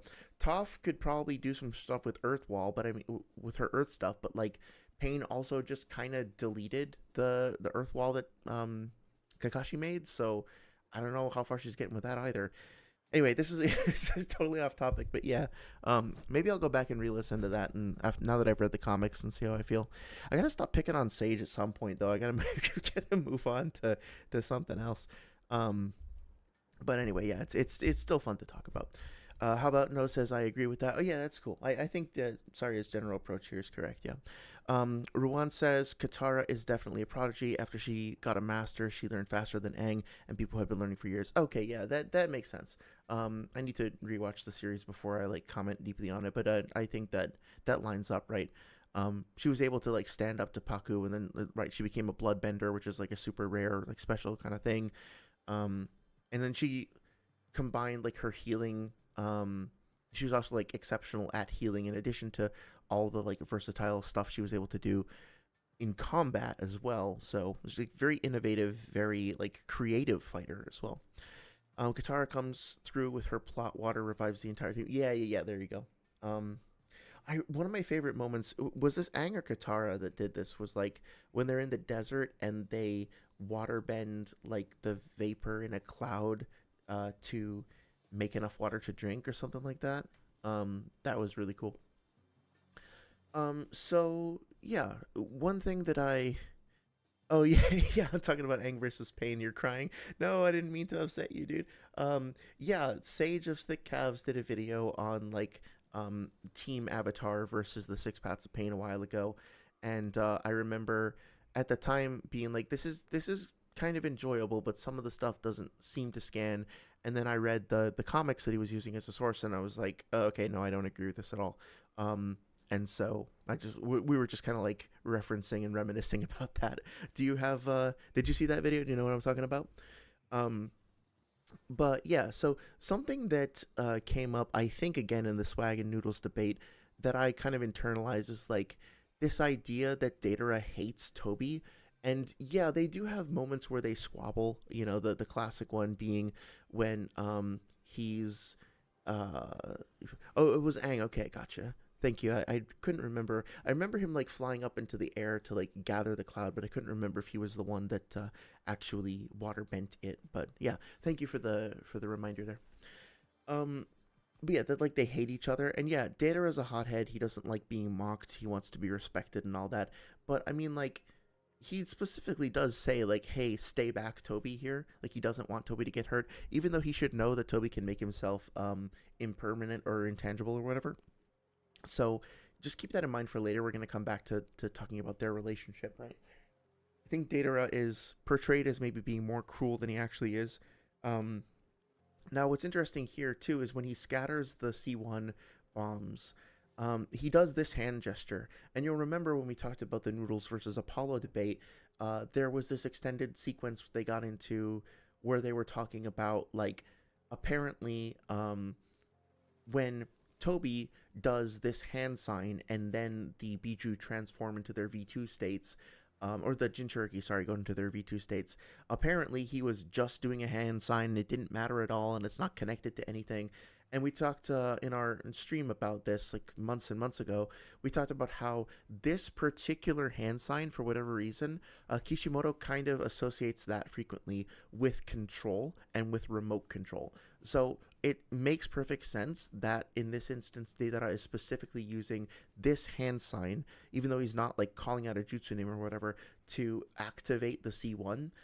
We see characters consistently use that, or like a one-handed version of it, where they're still doing the same gesture but just with one hand to make things explode at a distance, to control things at a distance, to manipulate Edo Tensei at a distance, right? This, for whatever reason, is like the shorthand for I'm about to do some remote control. And if you're interested in learning more about that, please check out the live video on my in the live section called something like Obito who holds the leash or whatever. It's got the thumbnail with like Obito standing there with all the Edo Jinchuriki.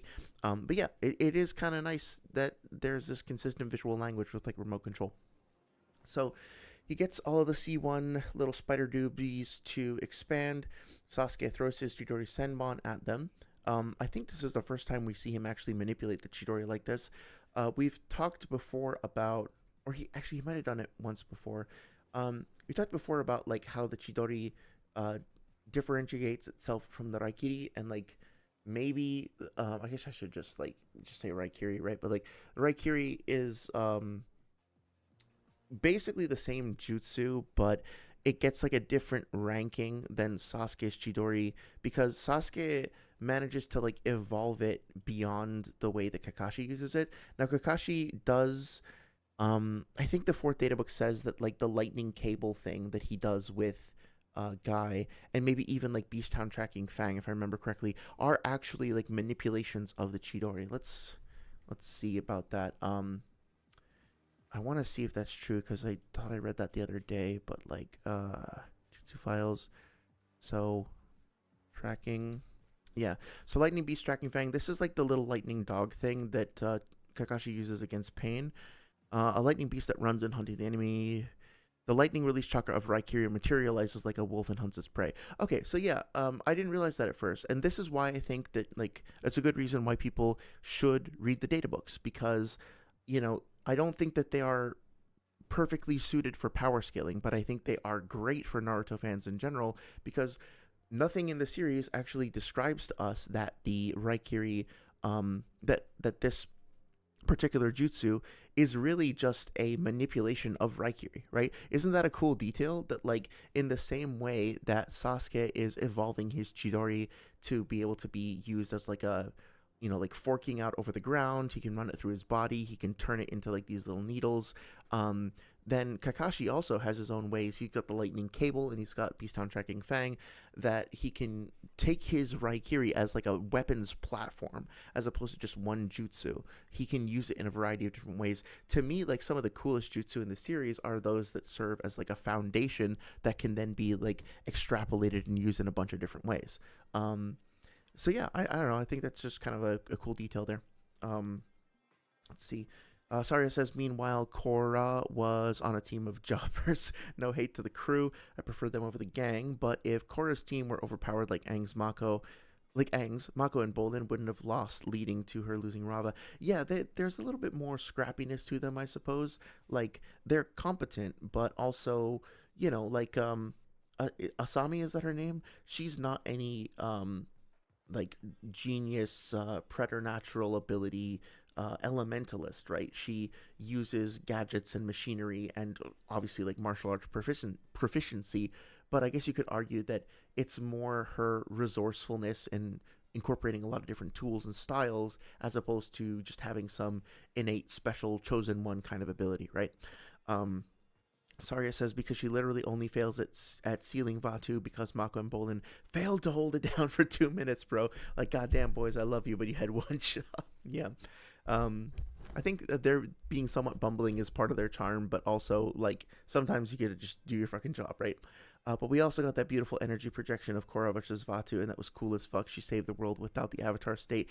Absolute mad lass. Yeah, I think I may need to rewatch it too. I remember I rewatched it, I think, almost a year ago. Maybe it was a little less. And because we talked about it on stream a little bit. And I remember being like, I had this very, like, I kind of enjoyed season one. And then towards the end of season one, going into two and three, I think my partner got tired of hearing me say, like, oh my God, I don't care. Like, there were so many scenes and conversations and like petty temper tantrums and stuff that I was just like, I don't care about any of this. I got really like irritated, but then it started to pick itself up, and by the time I got to the end of the series, I really did kind of feel like the creators took a risk in basically depicting an avatar that was kind of unworthy of it at first, and then seeing what happens if she's given the opportunity to earn her worth. Like, Aang was like, he had his flaws and he needed to get stronger and to learn more abilities. But in terms of his character, in terms of his like moral alignment and stance and everything, like, he's a good dude, and he's like lawful good, right? He's the typical lawful good archetype with occasional dips into chaotic, I guess. But like, he definitely is clearly a good character with very strong morals and virtues. Korra is kind of an asshole. She's like not particularly mature or responsible. She's selfish. She's conceited. She's a brat. She just, like, I don't know. She's kind of not nice and very like self-centered. But which is not to say that she is a bad character or even a badly written character. She just has more character flaws that are more overt than Aang's, I think. And to me, I was like, the juxtaposition between like Aang being so serene and powerful and cool in his introduction, but also being like joyful and jovial and like wanting to go play. Like, the first thing he says, right, is like, "Do you want to go penguin sledding with me?" Whereas the first thing we see Korra say is, "I'm the Avatar. You got to deal with it," right? It's like, it's very different characterization. So what happens if we take someone that's maybe not as lovable initially, maybe not as selfless and as like cherubic or whatever, and then like we see how she struggles to earn something that maybe another character kind of started off having more of a claim to. And by the time we got to the end of the series, I really do think that she matures a lot. She earns her right to be the Avatar, so to speak. She comes into her own, and all of that stuff kind of feels retroactively like better writing to me than it did in the first watch, because I'm like, oh, okay, it was building up to this. So I think Korra is a really hard show to just watch episode by episode as like a serial, but as a long, slow burn work of like collected art, it's really good. And the way that the characters are redeemed, in the end, all makes a lot of sense. And the way that Korra like acknowledges and processes her trauma and like overcomes it is fucking awesome. So I wound up really liking her character by the end. Anyway, so there's this other moment as well with Toby, which is kind of funny because we know that Toby can just like phase through the ground and or just like make himself intangible, and there's no way that like he's actually going to get harmed by this. But even though Deidara should be aware of that, and Toby's like kind of fucking around, and like they should understand this by now, Toby is still considerate enough to stop and refrain from using the explosion activation, right? So he does actually care. He's also able to, with Toby's help, notice that Sasuke is coming up behind him. He reacts to it. He also, so you could argue that maybe he wouldn't have noticed Sasuke coming up behind him without Toby calling this out, but Toby also distracted him, and despite that fact, he's able to notice Sasuke coming from behind and like perceive it, react to it, flick the C1 spider at him. Not really a spider, it has 6 legs, but anyway, and then get it off. And notice again that he uses this hand sign to trigger the explosion. So again, that's another instance of that hand sign being correlated with control. So this is interesting. I think he says, I somehow managed to escape hidden in the bomb blast. Good thing I kept the chakra level at C1. I think given the fact that we do see like some scuffing on his clothing, some tearing and stuff, and then he says it's good thing that I kept the chakra level low, that might be like a self-report from Deidara about his like durability upper limit, right? The implication to me seems here to be that he whatchamacallit, if it were much higher than that, he probably would have injured himself. So just keep that in mind going forward. And clearly, like, he's acknowledging that Sasuke is fast. I don't know if that means that he can't react to him at all. I think if you were to come to the conclusion that Sasuke, like, is a blitz tier or anything above Deidara, I don't think that works at all. But I do think that he has determined that he's not going to be able to just, like, chuck bombs at him and get away with that. It's going to take a little bit more planning and strategy, which makes sense. That's fine. Also worth noting that despite the fact that Deidara does throw the spider bomb at Sasuke over here and manages to get the explosion off and then get out of the way. Oh, sorry. 1 second. Okay, I was asleep. It's also kind of interesting to me that he doesn't manually detonate. Oh, wait a minute. Yeah, so I was gonna say like the other bombs don't detonate, so he must have only manually detonated this one, but we'll come back to that later because there's more context for that, which I'm sure you're aware of if you've already read through this. Yeah. How about No says in Japanese, he says the C1's movement is too slow instead, but the same difference, I guess. Yeah, that makes sense too. I think the core takeaway here for me is that it's like he's not just going to be able to like throw grenades at Sasuke and like win the fight that way. One way or another, Sasuke is going to be able to get out of the way. So Deidara can still like evade him, but if he wants to win and be proactive about it, then he's going to need to do something else.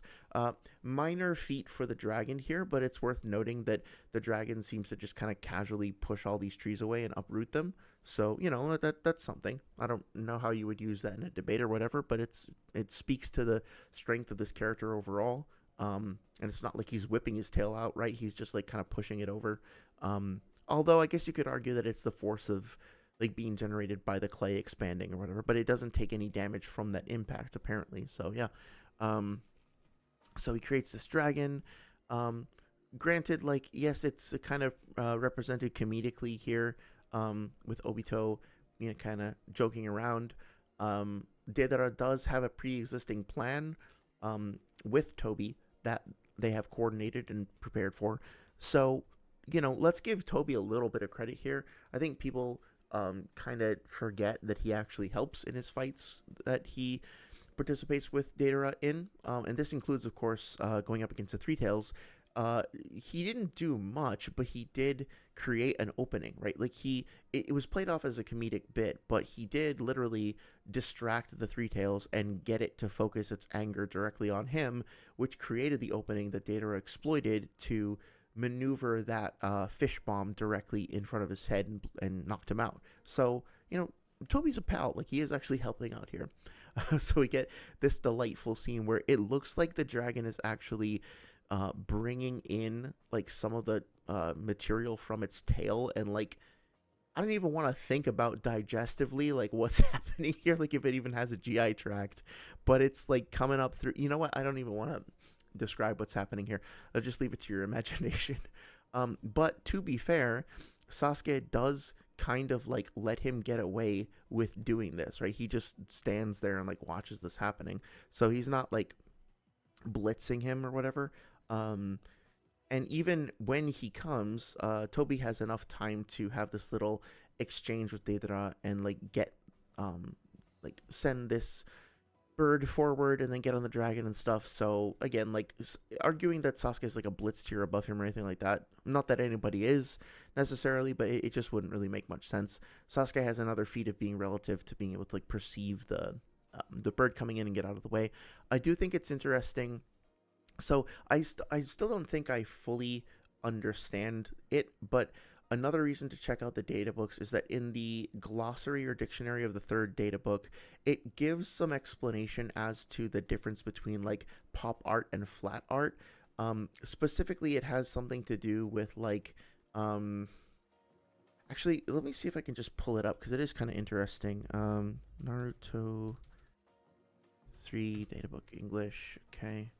Right, I think I just did this last time, right? Like that? Okay. Yeah, so it's like way at the end. And this is the section of the data book that is actually like the dictionary. But even so, there's still some hyperbole and some goofy language in here. So there is the glossary, right, that kind of shows you, I think that's what it's called, right? Or the index, not the glossary, the index, that kind of shows you where everything is, where to find it. But then there's also a dictionary, I think. Yeah, Naruto dictionary. But even then, like so some people will look at this and be like, okay, well, it's a dictionary, that's expository language, there you go. But I mean, directly under that it says, listed here are immortal words that took root in giant trees and swayed in the winds. So like, it's a dictionary that starts off with a fucking poem, right? So it's like this honestly, this little vignette here summarizes the whole data books overall. It's a poem dictionary. But let's see if we can find what I'm talking about here with Deidara and all that. So that just to kind of throw this out while we're here, Ohaku, my prized masterpiece, gets the definition of one of Deidara's signature pieces is a highest level clay bomb with C3 chakra mixed into it. Its explosion has a giant radius and causes enormous damage, so that's useful if you're looking for Deidara effects to use. Pop art, a type of art that has the theme of mass production, but according to Deidara, pop is dead. So pop, I think here literally more refers to, the popularity of art and the widespread and like commercialized nature of art, so to speak. But also, he contrasts his version of art by saying it's super flat, because something popping out would be contrasted by something being flat, if that makes sense. So that's why he's always saying like my art is flat. It's three-dimensional, right? But like, and then here is the actual like definition that we get for super flat. Deidara claims it is a new innovation in pop art. It prefers an object to have a two-dimensional look over a three-dimensional look, right? So in contrast with Sasori's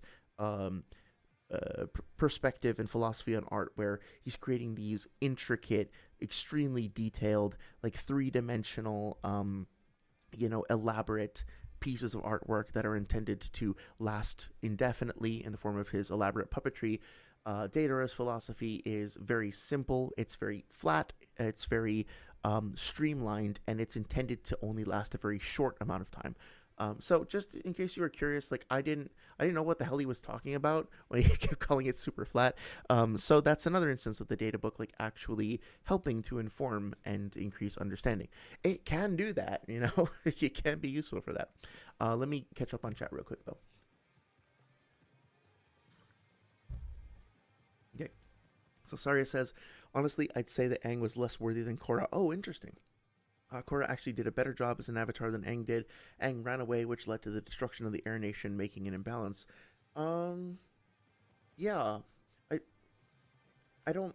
I have to think about that because I think that kind of gets interrogated over the course of the series, and like I don't think he realized the implications of what he was doing. He like the series kind of forgives him for that, so to speak, but that doesn't contradict what you're saying. So I don't know. For some reason, I find myself like a little bit disagreeing with that, but I'm not quite sure why. So I have to give it some more thought. He lied to Wan Shitong, which led to the creation of the Dark Avatar in Korra's time. He didn't undo any of the systemic injustices of the Earth Kingdom, which is why Kuvira shows up. Ah, I see. Because Aang and friends colonized her people's land, she went about it wrong, but it was Aang's actions that led to her. He didn't do anything to bridge the gap between spirits and humans. Yeah, I think so. Maybe I was focusing a little bit too narrowly on what I meant by worthy. I more meant like in terms of his, um, let's see, like I guess apparent, obvious moral character. But really, what that means is like he was a goofy, upbeat kid and overall nice, as opposed to being overall a jerk and acerbic towards others. Um, but I guess that's not like a fair way of summarizing somebody's worth. Obviously, I will say though that like the the noble, like refined, dignified, I guess. Well, nah, I don't know. I have to think about it some more. Because what I was gonna say is like if you look at avatars like Roku and Kyoshi, they definitely seem to be a little bit more like refined, polished, or even like erudite or whatever. But Aang's charm was that he kind of bucked that trend a little bit as well. Like he was a goofy kid. He was this austere warrior and a noble monk and everything, but he was also a little brat, that went around playing pranks and like goofing off and just being a kid. So it's not like you have to be, um, you know, university prefect or whatever in order to qualify for being a worthy avatar. So, yeah, I don't know. I had to think about it some more. Aang makes a lot of poor decisions. He may be a good guy, but he wasn't a good avatar. He's not as bad as Roku. Read his novels. OMG, he's a dumbass. Oh no, I have no idea. But he's definitely not great. Yeah, I think I'll defer to your judgment there. Your take seems to be a bit more nuanced than what I was, or like less superficial than what I was going for. Um, I still there's still something about Korra's personality where like she, um how can I put it? So like fuck, I think I need to do more research on this, but intuitively the way that she responds to the challenges that she gets comes with more of like an arrogant like, yeah, I mean like obviously I can handle this, but I don't even want to handle this, but like like allocating her resources and her attention and her, I guess, emotional investment in certain things like the pro bending stuff as opposed to her quote unquote avatar duties, and then being like really snooty and snide and aloof and like about those duties. I think that was deliberate, right? It was a deliberate choice to make her feel kind of like a almost like a spoiled princess, um that then kind of gets grounded and more mature over the course of the series. I hope you let me know if you think that's like a fair reading of her character. I don't know. Um, let's see. Ruan says, I don't think Korra can be said to be an excellent avatar either when you look like that. Like she lost against Amon twice the first time he let her escape. Only reason she didn't lose to him then and there. Sari responds by saying even Amon as a result of Aang, because if Aang simply handled Yakone, Korra wouldn't have had to deal with that either. Ruan says the second time she only blows him out of the buildings, revealing his identity. But if he'd gone inside again, she would have died. Yeah, in terms of like combat strength or proficiency or whatnot, yeah, I don't think that she is a match for Amon overall. And so I think she does wind up making some pretty brash decisions, right, about like how to deal with that situation that kind of makes things worse a couple times. Um, but to be fair, she does also get kind of thrust into a situation where she's way over her head. Um, but yeah, I think if I remember correctly, the way that she kind of managed her crew at the beginning was also not ideal. But I don't know. I gotta think of it some more. I'm hesitant to dive too deep into it without having it like fresh in my mind, right? Um, let's see. Losing is my point. I'm talking about his actions as an avatar. His actions are really poor. I don't know. I think maybe his lack of maturity created more problems later down the line. But in terms of like a character just representing like a good moral standard to aspire to, at least in terms of like that optimistic, like naive, youthful energy, so to speak, I think Aang does a better job of that. But again, like, I don't know, I haven't done like a close compare and contrast, right? Unalaq lying and manipulating Korra is okay, but she lost to him, lost the Avatar state, and only won the battle because of Jinora. Without Jinora, she would have died again. That yeah, I think that seems right. Right, like she was. Well, also if she hadn't gotten like her bending back, like that's um and well that's the thing too. I think that a lot of people responded to negatively, if I remember correctly, was that she got her bending back, but she also just got like a free air bending upgrade, and that didn't feel earned to some people. So maybe that's part of what's coloring my perception of it. Hey Ryoman, how's it going? Good to see you. Hope you're having a good weekend. Katana Man versus Reze. Katana Man low diff. Well, Guts no diff bolt. Sure, I'm not gonna argue with that, especially with the Berserker armor. Um, I think that like the war demons that he goes up against are just like would send the devils, even like Reza, like running for the hills. But that's just I'm a big Guts fan, so I'm probably not biased there. Not sure about Nobara, but am I saying that right? Nobara, but I mean, like Katana Man was relative to Chainsaw Man overall, and or like to Denji or whatever, and Denji, well, yeah, I don't know. I think that probably makes some sense, but what even fucking happened to Katana Man? Is he in like custody or something? Actually, no, don't answer that because I might actually like watch the series and want to discover it for myself, or like keep reading the manga rather. Um, Saria says, yes, she lost the Avatar state. Why does Vatu show up and get free? Because Aang lied to a spirit, and that spirit hated the Avatar. Everything Korra faces in her series is a result of Aang. I don't think that's entirely fair to Aang. There are definitely some benefits of his regime, so to speak, but again, like I need to have this fresher in my mind to really dive deep into it. Rowan says, I don't disagree that he made a lot of mistakes. What I'm saying is that Korra made them too, even while dealing with that Aang left behind. Yeah, I mean, like, they wouldn't be compelling characters if they didn't have some flaws and struggles to overcome. And even if those struggles, or sometimes, especially if those struggles are, like, self-created, so to speak, then that can make their redemption and recovery even more beneficial, or, like, and more compelling, rather. Um, yeah, the fights are a good point, but like obviously like losing a fist fight doesn't make you a worse character than anybody else, although understanding the emotional context and like the narrative context behind those fights, if the fights are meant to kind of represent the moral conflict, then oftentimes you can learn something about how the character interfaces with that moral conflict by examining how the fight goes as well. Like I'm not saying that this is necessarily the case, but like if Korra winds up losing a lot of fights, and then you look at it and she's like, oh, okay, well she's starting fights where she's going off alone and trying to handle things all on her lonesome, as opposed to really strategizing with her team and like working out like a holistic plan or whatever.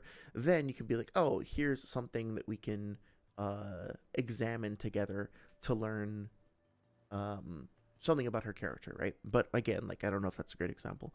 Rowan says, I don't know if I agree that her actions are better. I mean, opening the portals was good because it brought airbenders back, but spirits can run wild in the world again. Imagine Ko running wild. Oh yeah, that honestly, I do think that that's it's a morally gray decision, which reminds me honestly of like some of the stuff that you might see in like a Fallout New Vegas that I've been playing recently. It's like you have the ability to effectuate a wide sweeping change that is going to have implications that are massively well, they're just going to be massively impactful, and you can't even like necessarily predict the magnitude of what you're doing. And I think that I find that I have very strong both positive and negative feelings about her connecting in the spirit world, because on the one hand, I think it was necessary to bridge the divide and to restore balance and to make an advancement. On the other hand, I think it was pretty reckless and irresponsible to do it in that particular way. But maybe you could argue that something reckless needed to happen to like break the stalemate, so to speak. So I don't know. It's genuinely a really interesting topic, I think. Um, Spirits can already come and go as they please. Korra gives them a chance to live in harmony with humans as they originally did and are supposed to. This is literally, oh, I haven't read the novels, so I can't really comment on that much. Guts reaches top 11 to 12. Yeah, I mean, I'm only in chapter like 30 or 40. Like, I'm at the part where all the assassins are gathering or whatnot. Um, I think some of them started to make their moves, but I haven't like concluded that arc. So I'm not sure, but that makes sense. I mean, based on what I've seen so far, well, like here's the thing, right? So let me ask the general chat. Do you guys care about like Stranger Things season 5 spoilers? Because I want to use an example from that.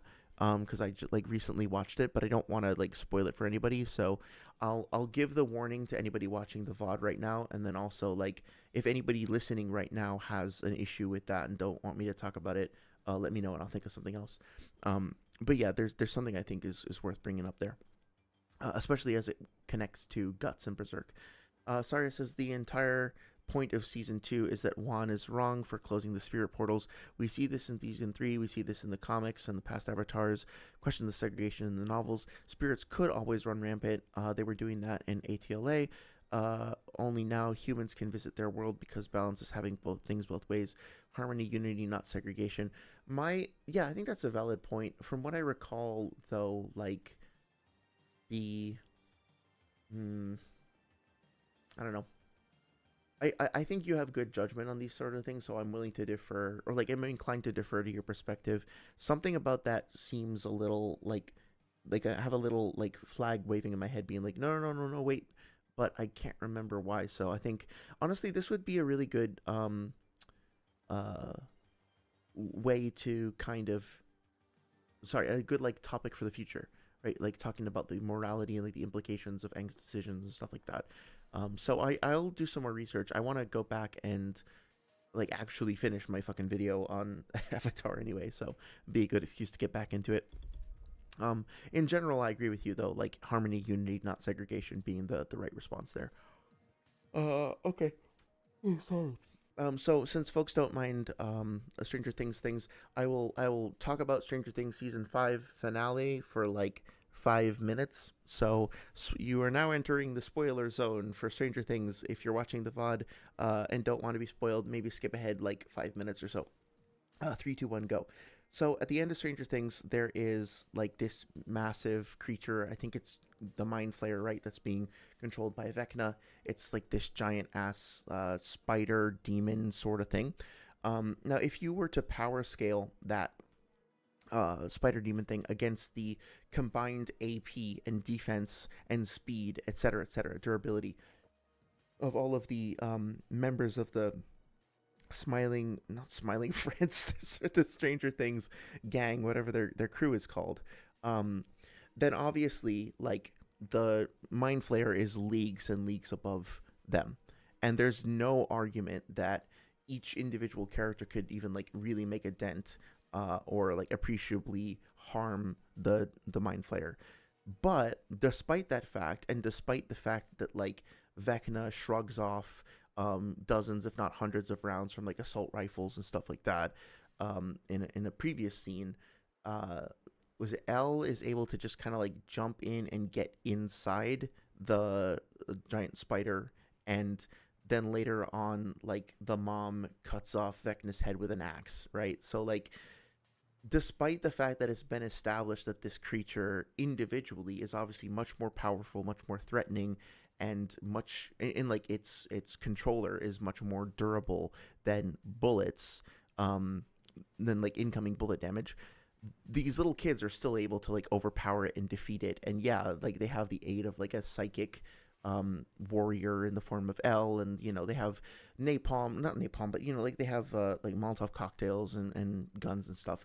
But at the same time, it's also like on paper, there's no real argument that you can make in a power scaling debate that I can think of how like some fucking high schoolers beat a Mind Flayer. It just doesn't make sense. But by combining all of their techniques and tactics and stuff, and like creating these little tiny chips in the armor and then like breaking through, they manage to take down a much more powerful creature. So this is kind of why, like a fundamental problem with power scaling in general is that power scaling oftentimes, not always, but oftentimes, like has to be has to take on this approach of let's boil things down to very discrete things, to like greater thans or less thans, to tiers, to blitz levels or whatever.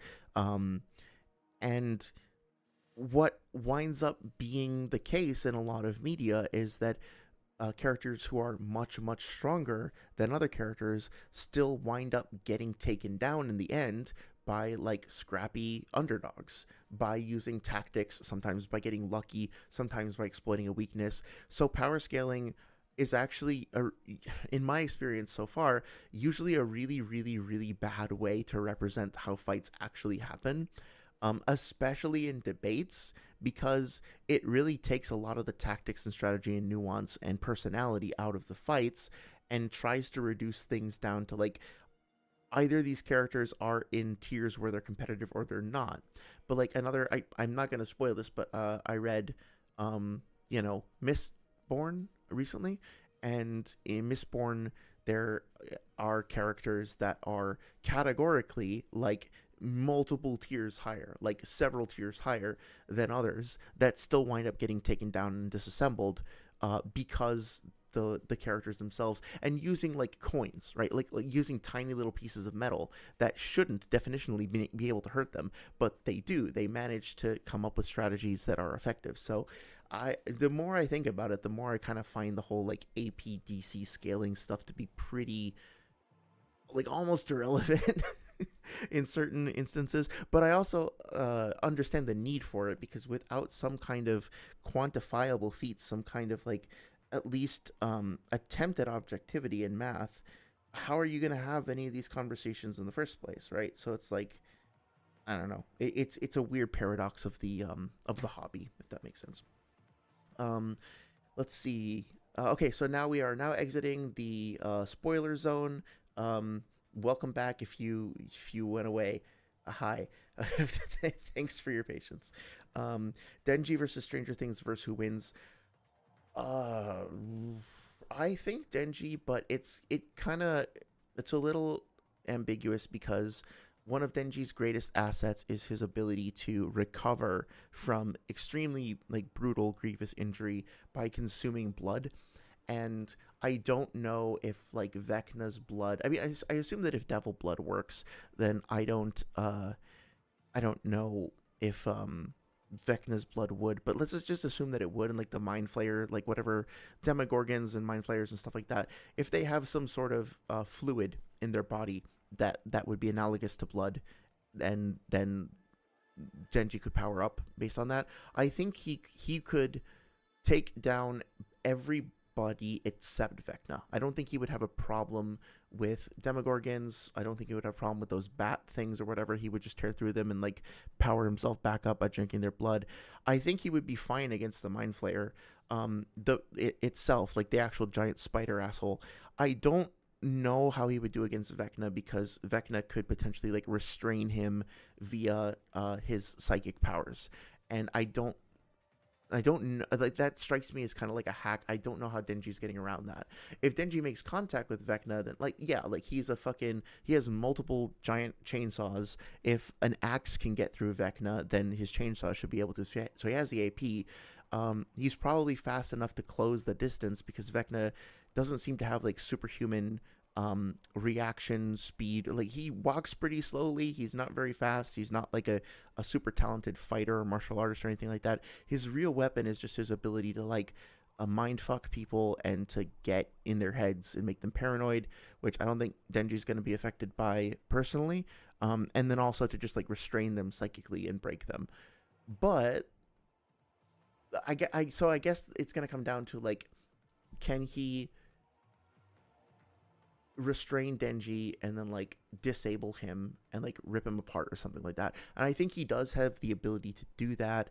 If Denji gets to him before he can pull that off, then Denji wins. But otherwise, yeah, I think Denji could take out pretty much anybody else, but not Vecna. himself. If Vecna somehow loses his psychic abilities, then he would be toast. But yeah, let me know what you think. Saria says, John, think about it this way. Would you say if every race and ethnicity all went their own way and we took, okay, we took a portion of land and said, nobody can come here or there unless you're part of us? Yeah, obviously that would be bad. No, I don't support that at all. Would you say that this is people living in balance? No. Living in harmony? No. Would you just say this is peaceful? Well, even then, like, define peaceful, right? Like, I don't think the segregation itself. So if you have a group of like blue guys and a group of red guys, and red guys hate blue guys and blue guys hate red guys, and you just throw them all together, you put them all in a room, factually speaking, um someone is going to start beating the shit out of somebody else, and it's going to escalate, and there's going to be a big fight. Like, it's going to happen. So I don't think that just taking all the red people and all the blue people and shoving them in a room together and being like, guys, harmony and peace is better than not, so be happy with each other now, that's like not going to work. But that being said, keeping them completely separate, I mean, like, one of the things that I wish I could produce the research here, but what I've heard and what I've seen myself is that, like, stuff like homophobia tends to disintegrate really quickly, with people who have only ever like heard of gay people, right? Like, if you live in a very insular community and you don't really know any gay people or trans people yourself, and you just basically hear like propaganda and rhetoric about them, then you actually go meet like somebody and you spend like even a day with them, even a few hours with them, that shit goes away really, really quickly once you recognize, like, oh wait, this is just a person that, like, they're different from me, they like different things, and maybe I'm grossed out by it even, but like, it's a human being, and like all that other shit, like, I don't care, right? Like, enemies become allies really, really fast once you have any amount of time to just question the preconceived notions and break down those barriers and just chill with each other. So I think that ultimately segregation is not an answer to fucking anything ever. I do think that there is probably a way, like, if you already do have fuck me, talking about this shit, like, if you already do have a segregated society that already has a lot of tension that's boiling, and you know that simply releasing the floodgates is going to create conflict and pain, then I think there needs to be an intelligent and sensitive and mindful way about breaking down the walls. The walls need to come down. The people need to come together. How, like, what the mature and correct and like genuinely beneficial way to do that is, I think will vary depending on the history of those people. But I agree that the segregation is bad, just for the record. Hope I don't have to actually say that out loud. I hope you would give me the benefit of the doubt there. But yes, segregation, no. Harmony and peace, yes. I hope we all agree. Ruan says, as somebody who has not read the novels, I can't say based on what happened here, or there rather. But what I can say is there was no balance on Wan's era, and whenever spirits got involved, the Avatar had to be involved, so balance was reached. I do definitely remember there being a lot of like tension and conflict between the spirits and humans, but that also kind of disintegrated a bit once Avatar Wan like spent time with that lemur creature or whatnot, right? Like, he kind of helped bring those barriers down a bit. And then based on what we know of the seven, oh wait, hang on. Saria says that's basically how Avatar as a franchise is framing the question. Yes, there are bad spirits, but there are also bad humans, but spirits can come and go as they please, but humans can't. And then Juan says, and based on what we know of Seven Heavens, there'll be no balance again, and these spirits are now free to roam around. Yeah, I could see that potentially creating some issues if, like, there still is boiling conflict, so to speak. But there needs to be, like, a sensible path to resolution, I think. How about No says, yeah, nice physical stats, dummy, now check out this, now check this out, versus nice hacks, dummy, now check this out. Yeah, I think, so, like, Pain loses to Naruto, and if you take that fact and just say, like, at the end of the fight, by the end of the fight, right, the six paths of pain lose to Naruto and the village, but let's just go with it and say that the Pain loses to Naruto. If you take that and just scale Pain over Naruto and assume that that applies to stats, that is going to lead you down a very like a road towards a lot of confusion about where those characters actually scale and what they actually represent, right? So you have to kind of be careful about how we summarize larger data sets like that, if that makes sense. Um, but that being said, I think that characters who have much higher stats, much higher abilities, exist in much higher tiers or whatever, can be brought low by critical flaws that they have. For example, Pain, I think his arrogance and his view of himself as being this superior god winds up being something that counts highly against him in his fights. Um, well, specifically his fight against Naruto. Like, yeah, it's a whole other topic, but yeah. Um, let's see. The perfect balance of series would be over. Yeah, there needs to be some conflict for there to be a conflict to resolve, right? Otherwise, there wouldn't be a series. The point of Korra doing this was that it was a step towards uh, the series can't be any more on the nose. I think I see what you're saying, yeah. Ruan says the series can have its theme it wants to tell, yet the consequences of her actions don't look like harmony either. And I don't frame spirits as evil either. Good people will do bad stuff if pressed.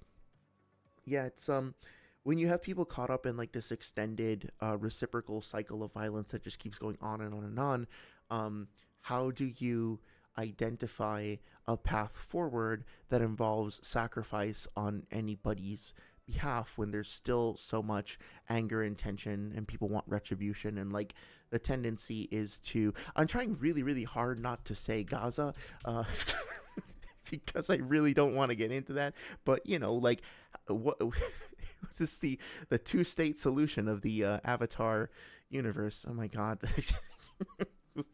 let's not get into that maybe. But yeah, it's complicated.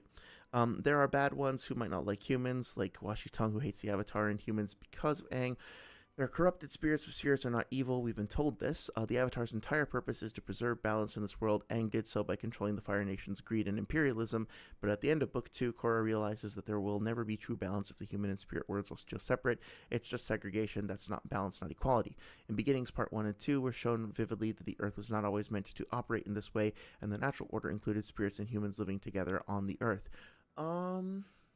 Yeah, so I remember that my subjective like emotional reaction to Korra merging or repairing the bridge, whatever the term is, when I watched it last, I was like, no, what are you doing? Stop.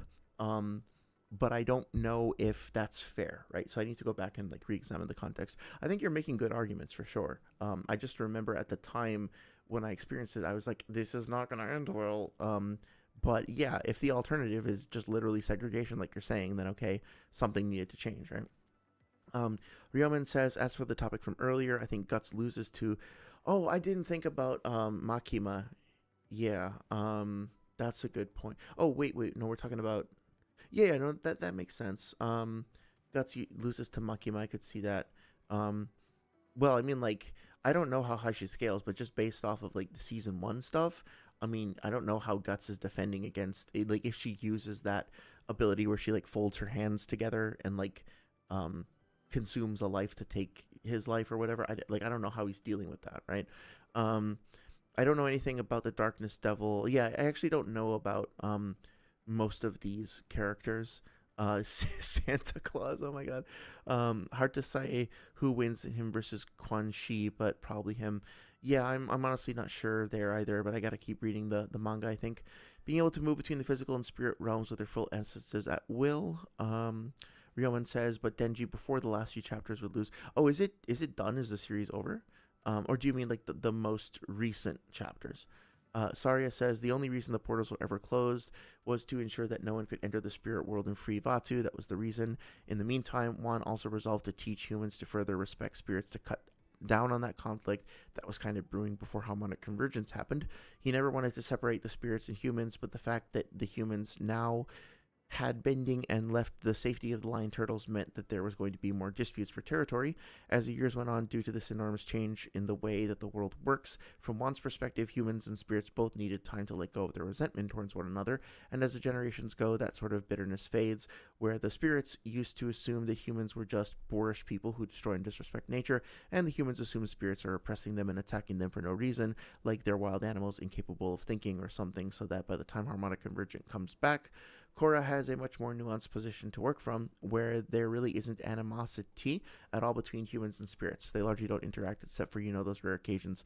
Yeah, I mean, like, I think that you're coming from a good place there. I do think that, there's exceptions, right? Like, I'm thinking of the time where that panda spirit was rampaging after the destruction of that forest, and without there being a direct liaison between the spirit world and the human world, in the form of Aang, that could have caused like serious death and destruction.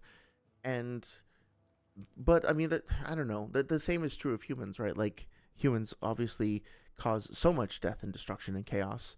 Um, so part of me is like maybe the spirit world is better off without like humanity fucking it up, you know? Um, I don't know. I got to think about it some more. CSM is not over, but it seems like it's gonna end soon. Okay, cool. Yeah, that makes sense. Guts would need to kill Makima over 100 million times. Oh, damn. Okay, the hacks you mentioned is like 1 out of 50 abilities. Yeah, I really don't know much about how high she scales, but also she just kind of comes back from being shot at, right? Like dying. So, um, minor spoilers for season one, I guess. But yeah, I have the feeling that she's going to wind up getting a lot of a glow up from my perspective. Um, yeah. Saria says, like Heibai or when Korra's father destroys the sacred forest, it's more like these tethers that they have to the physical world, their last homes after being kicked out or harmed, and so they're lashing out. There's not really any sort of brewing conflict or long-standing aggression towards humans in general. Yeah, I think maybe in season one, the spirits were kind of presented almost more as like natural forces that were reflecting human actions, and natural forces that were also just part of the world that were like forces of nature, like the moon spirit and whatnot, that then would obviously have strong reactions to things that human beings did in nature, as opposed to like these like at least to me, the idea of spirits walking around and having conversations and chilling, and like in that village that one uh, wound up going to, that to me was kind of an innovation of season two. I don't remember the spirits being that like humanized, so to speak, in terms of like having full personalities and stuff like that. They more seem to be like forces of nature. So, with that being said, some reverence and not segregation, but like protection of spiritual and natural forces like that makes sense.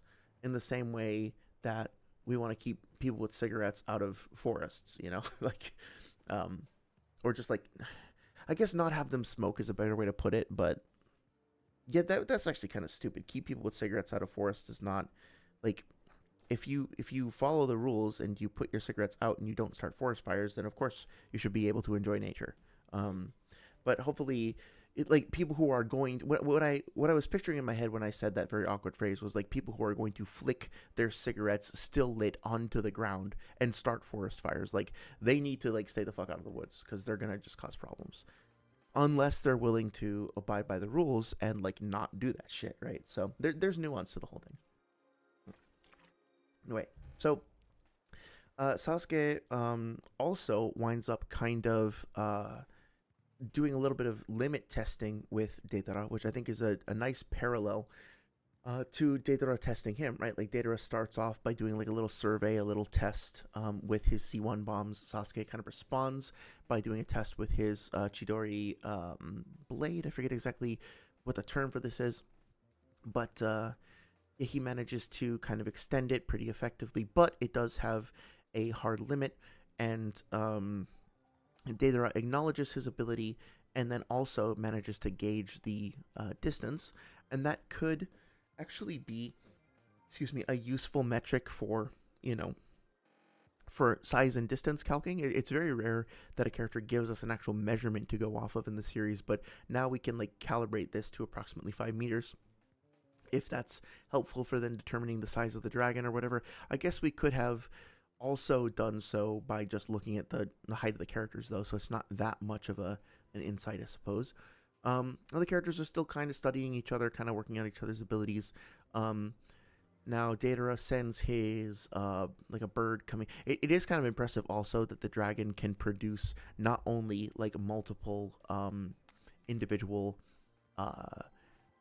like the spheres that go under the ground and all that, but also produce half a meter tall Sasuke. Yeah, that might be a little inaccurate there. You're right.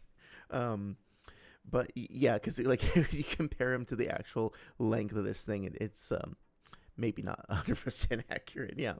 Um, but yeah, so like it is kind of cool. Like we have another instance of the dragon like consuming part of its own anatomy to then like regurgitate excuse me, other forms of bombs. I never noticed that actually before. I think it just kind of like I glazed over it. But yeah, like we can tell how much like ammo the dragon has for producing more spawns or whatever by looking at the length of its tail, which is kind of cool.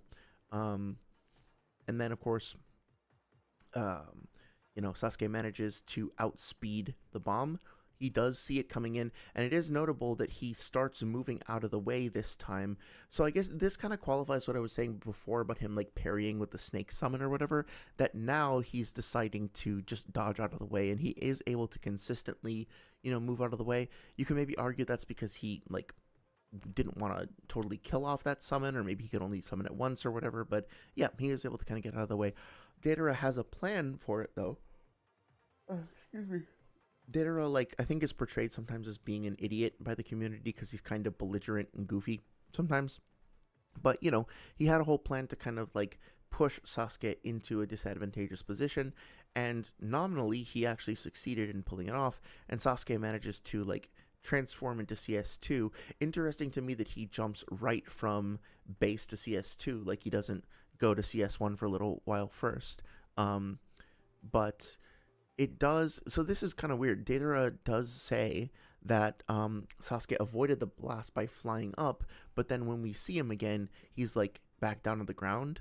So did he fly up out of the explosion and then back down into the crater? This is a little ambiguous to me. I'm not exactly sure how to interpret this choreography, but either way, it's like the way that I read this is that Sasuke had been able to avoid the actual like projectiles pretty effectively in base, but in order to get out of the like he anticipated how large the explosion was going to be and then realized, okay, I need to power up if I'm going to get out of the full radius, right? Like now he's like basically standing on something that's going to explode from underneath him, and he's going to need to move faster to be able to avoid that, as opposed to just like doing a dodge in base, if that makes sense.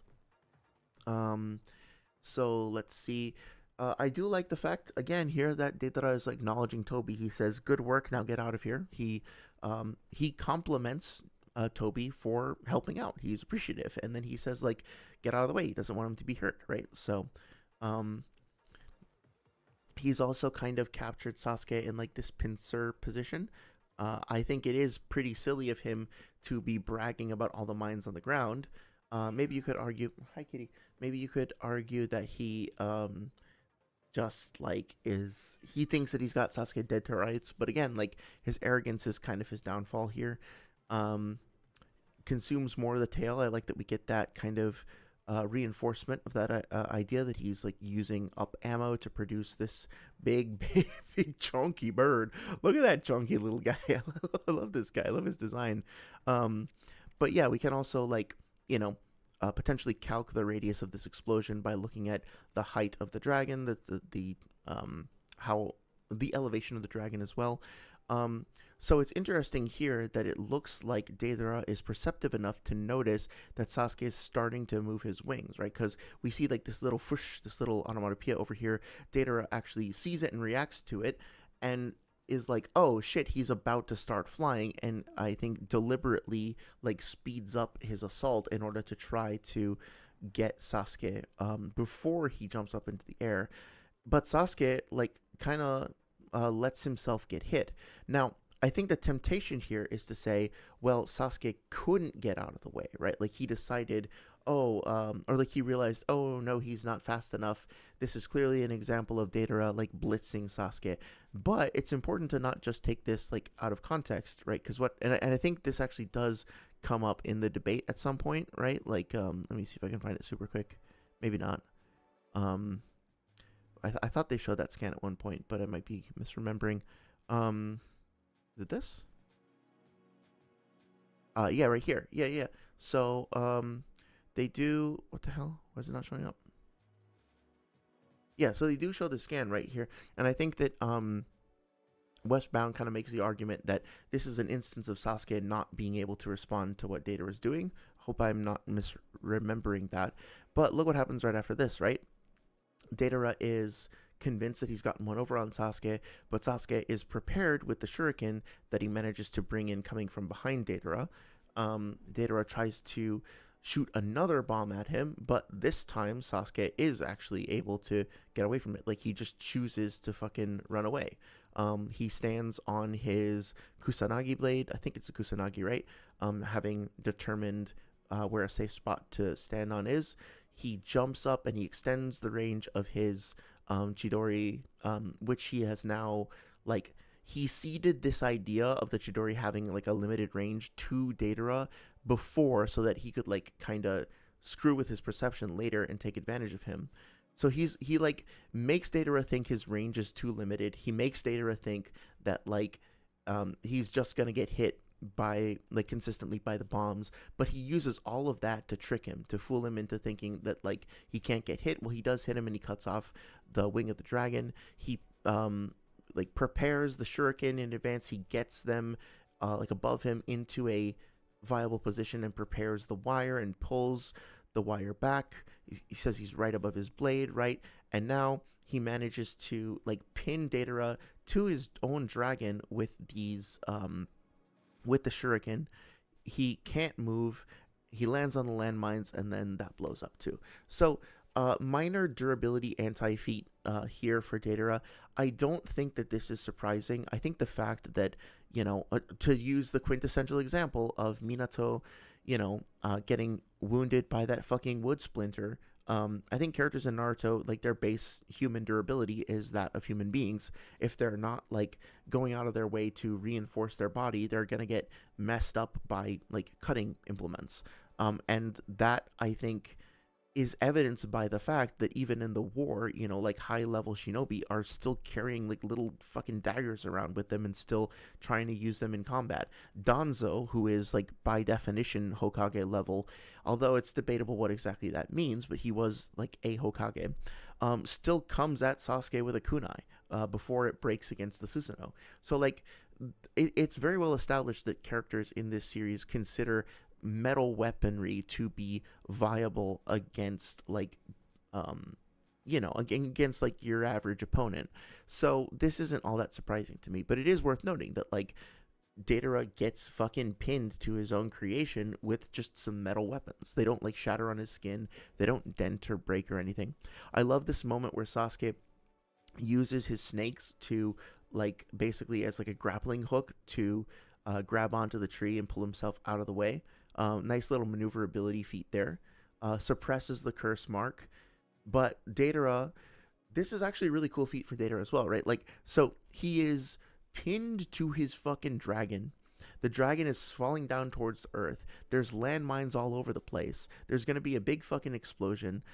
Somehow, oh, I see, there's this one little panel that's easy to miss. So what he does is he manages to get his foot into the rung of the shuriken, and while Sasuke is getting himself out of the way, Deidara pushes the shuriken out of his own arms and then is fast enough to, despite having these like big wounds in his arms, to get the shuriken out of the way, to get away from his dragon, to get on another creation. Like, he gets another fucking bird up in the air and flies away and gets away from the explosion before it hurts him. Keeping in mind that previously he said that you know, he was glad that he only put C1 level chakra into those initial bombs, which implies that like he does need to get away from these bombs. He can't just tank them, right? So he goes from being like fucking like low-key crucified to his own creation, to springing himself out, and then to making a new clay bird, and then like flying away, all in the time that it takes for the dragon to land on the ground and then blow up. Pretty fucking impressive. So up until this point, I'd say that both of these characters have shown relativity to one another. There are moments where Sasuke gets the better of Deidara, and vice versa. There are moments when Deidara gets put on the ropes, but he's able to recover from it. Now, Sasuke does have to like dip into his CS2 stuff and like go into that advanced state in order to pull off a certain maneuver, but it's not. It's a little unclear to me if he had to, like, if he needed to go into CS2 to fuck with Deidara, or if it was like, okay, I'm going to like bait him, right? I'm going to make him think that I can't fly anymore. I'm going to make him think that like I needed to use this ability to defend myself, and I'm gonna specifically use it as part of this like more elaborate scheme to take him down. I think arguing that if Sasuke was like more bloodlusted, he would have just blitzed Data and annihilated him. I don't think that's supported by the overall back and forth that they're having. Yes, he's restraining himself. Yes, he probably could like maintain a stronger offensive and maybe overpower Datara sooner than later. Maybe he winds up letting himself getting too fucked up by not pushing hard enough earlier on. But also like Datara can fly. He is maneuverable. He gets out of sticky situations. He's versatile. He's a quick thinker. He's a tactical thinker. So at this moment, I would say that these fighters are basically relative. They have very asymmetrical sets, moves, and all that. They have very different styles and approaches to fighting. But at this point, they're basically quote unquote relative in a general, like holistic sense. And with that, I'm sorry that this is going to be a bit of a shorter stream tonight, but I think I am like really tired. I think I'm going to pause it here. I will open the floor for more questions or general discussion, and then I think we'll do our part two next time. I really do want to talk about stuff like the C4. I want to talk about how the fight ends, and of course, like stuff like the Manda summoning hack or whatever. But yeah, last time we went for 5.5 hours. Tonight is going to be a little bit shorter. But yeah, let me know if you have any quick follow-up questions or additional thoughts to add before I head out. I'm going to go catch up on chat first and look forward to extending the conversation into next week. Let's see. And Japanese Data is asking if he avoided it by flying up. Oh, okay, I gotcha, yeah. So that is kind of unfortunate that like the translation is so like let's just say inconsistent, because I don't know if you've read that interview with the translators where they kind of explain. I think the title of the fucking sorry, lost my train of thought. Of the interview is like leaving Datebayo untranslated, right? And it explains like some of the challenges and nuances and difficulties of like preserving certain things. I do get the impression that the translators worked very hard and cared deeply and tried genuinely to get their thoughts across and to accurately represent the series as best they could. But I do think that they obviously ran into some limitations, and there's some stuff that just didn't make it through. So I think as a community, like banding together and helping to provide clarification for each other and like a better sense of understanding about that stuff is genuinely a really good idea. So I really do genuinely appreciate you chiming in with that clarification. Saria says, scrolling. Saria says, I also want to address Ko, the face stealer, crossing through the portal of the spirit world and stealing everyone's face. Short answer, that's not going to happen. There's actual concrete lore that people are ignoring about Ko's role in this world and making assumptions simply because they'd really like it if Korra was too wrong for this. Too bad she isn't. I know it's really hard to deal with, but objectively, this decision to keep the portals open was better for the world. Ko has beef with the Avatar exactly only once. Yeah, I think, I mean, well, here's the thing, right? On the one hand, like, he beefed with the Avatar only once previously, but also, like, if Ko just, like, randomly showed up in New York City, I don't think he would be like Jura or whatever, where he would just like kind of mosey around, like stopping at a bookshop and maybe try some pizza and then leave, right? Like he does seem to be a little bit more aggressive by nature, or at least like a bit of a tempter, a bit of a somebody who's gonna mess with people. Now I don't think that in and of itself is like, well, what if like when reconnecting the spirit world to our world, 1,000 pickpockets came out of the spirit world, like 1,000 people who are going to do B&Es came, like, I don't know, there's going to be like some goofy spirits that in and of itself doesn't like preclude that we should, or make it a foregone conclusion that we shouldn't merge it. But I think there needs to be some kind of like plan, and that was my objection to Korra's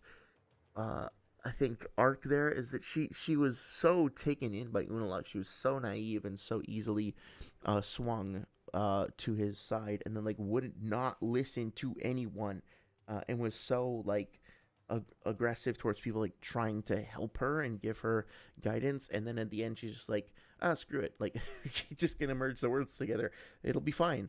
Because it needs to happen. But she wasn't like actually thinking it through. And I think that's what I remember anyway. And I kind of like bounced off of that. But again, like I need to go back and rewatch it. Um, Ruan says there's a video from years ago talking about durability in Naruto. It gives some good examples of her, on how durability changes depending on what the shinobi is doing to defend. Do you happen to remember the origin or like the creator of that video? Because I would love to see it. It's one of those things that I feel like I would love to do a video on that subject or even just like some streams on it. But it's one of those things where I feel like I kind of have to go back and reread the whole series and really like write down a lot, like do a lot of research to establish like the consistency of it. And frankly, I'm like kind of pretty tired. So I've been like really hesitant to throw myself into that full endeavor, you know? I would love to know what other people think about it though. Mind you, that basic kunai can survive an executioner's blade swing, same swing as like cratering rock and such later in the series when used by a weaker character. Ah, yeah, that's a good point. That clash is an important thing too. So that I think could also be a feat for like the amount of force behind Danzo's swing in that case, because assuming, which I think is safe to assume, that those kunai are like standard issue military weaponry, and that like so basically the same one that Kakashi, I think Kakashi is the one who clashes with the Executioner's blade in that way, right? Is the same exact thing that Danzo's using. The amount of force that would then need to be driven into it to snap the blade like that against the Susanoo is a like taijutsu feat for Danzo, right? Um, so I think it's worth looking into. Mind you, yeah. So when Kuruk began disposing of too many spirits rather carelessly, Ko punishes him by stealing the face of the woman he loved. Other than that, he doesn't really dislike the Avatar at all, nor does he really hold disdain for humans in general. I mean, Ko was never an actual villain of ours. Aang only went to him for information. I thought that he had like a whole collection of faces. Am I making that up? Because Ko really had no beef with him at all. Sure, he wanted to steal his face, but hey, face stealers be face stealers. I don't know about that. Like, what is he going to not try to say? Yeah, I mean, like, yeah, like actually, he doesn't have to. Like, it's his choice to decide to steal a face. He could do something else with this time. He could be Ko, like the beat poet or something. You know, Ko the turkey caretaker. I don't know why that's the first thing I thought of. Ko the luthier of Aeolian harps. I don't fucking know. He can do whatever he wants. He's a spirit. Seems to me you'd have to really, really fuck up to get Ko the face stealer to become interested in punishing you. But this drive to steal faces is even kind of emotional for him, and he was born to the Mother of Faces, which is a spirit responsible for all human appearances, but became distant from her thousands and thousands of years ago for really unknown reasons. But he steals faces to remind himself of her, to feel closer to her, even though they no longer have contact, because that's his mom. Well, that doesn't justify it. I mean, like, it's understandable, it's relatable, I guess, but like stealing people's faces because you miss your mom is not acceptable behavior either, right? It's not exactly what a good guy does, so to speak. Sorry, says, I think it's twisted how he seems to take joy in stealing faces, but he also is one of the few spirits. Yeah, it is. It's very twisted. He's also one of the few spirits that offered free wisdom to humans if they dared to face him. I see what you did there. Ruan says, yeah, I know he's the son of the Mother of Faces. Also, I never heard of him punishing people, and I can't imagine why he needed to punish Kuruk's lover. Saria says that shows that, yes, he does like to play games, but he also does show an appreciation for those humans who are able to remain stoic. To me, this is kind of like saying, you know, the Joker just plays jokes, right? Like, I mean, what do you expect? His name is the Joker. Do you expect him to not play jokes? I mean, like, he offered Harvey Dent a choice, right? He gave him the choice. He gave him the gun. Like, that's just kind of what he does. And honestly, he has some good philosophy about, chaos, and about like society being in degradation and people making poor moral choices and needing to kind of et cetera, right? And there is some validity to that. Like, some obviously the Joker's parodying, satirizing of problems with society and capitalism, there is some valuable commentary there. But also, like, the Joker is a villain. He's a villain for a reason. Some of the most compelling villains, in my opinion, are those that actually have like compelling arguments to make. It's like, the whole Kingdom Hearts thing of like, he might be right, maybe he's right, like that. If they cause you to think, if they cause you to stop and actually consider what they're saying, that means that they're not just raving lunatics. They are actually, like, they have a point. But then it's about, what do they actually do with that point? How do they execute it? What are the implications and ramifications of what they actually do with that philosophy? That determines whether they're a villain or not. And obviously, the Joker is a villain, right? Speaking of the Chris Nolan Batman movies, those are the only like Batman pieces of media I've consumed for the most part, apart from the Arkham games, which are awesome, by the way. Let's see. He punished her to punish Kuruk. Basically, you want to keep disposing of spirits. Okay, then I'm taking your wife's face. See how fucked up it is to mess with other people's kin. Yeah, okay, I see where you're coming from. How about No says regarding C4? Funnily enough, Obito says nano-sized in English. Oh, that's actually perfect because they wind up talking about things being nano-sized in the debate here too. So that'll be a very helpful thing to reference next time. Thank you for that context. Oh yeah, so like, is it written out like in katakana, like nano, like that?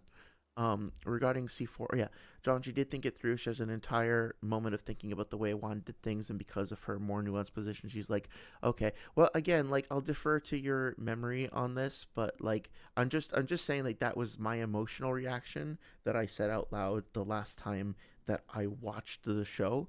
But like, to reiterate, I'm not like prepared to die on this hill or anything.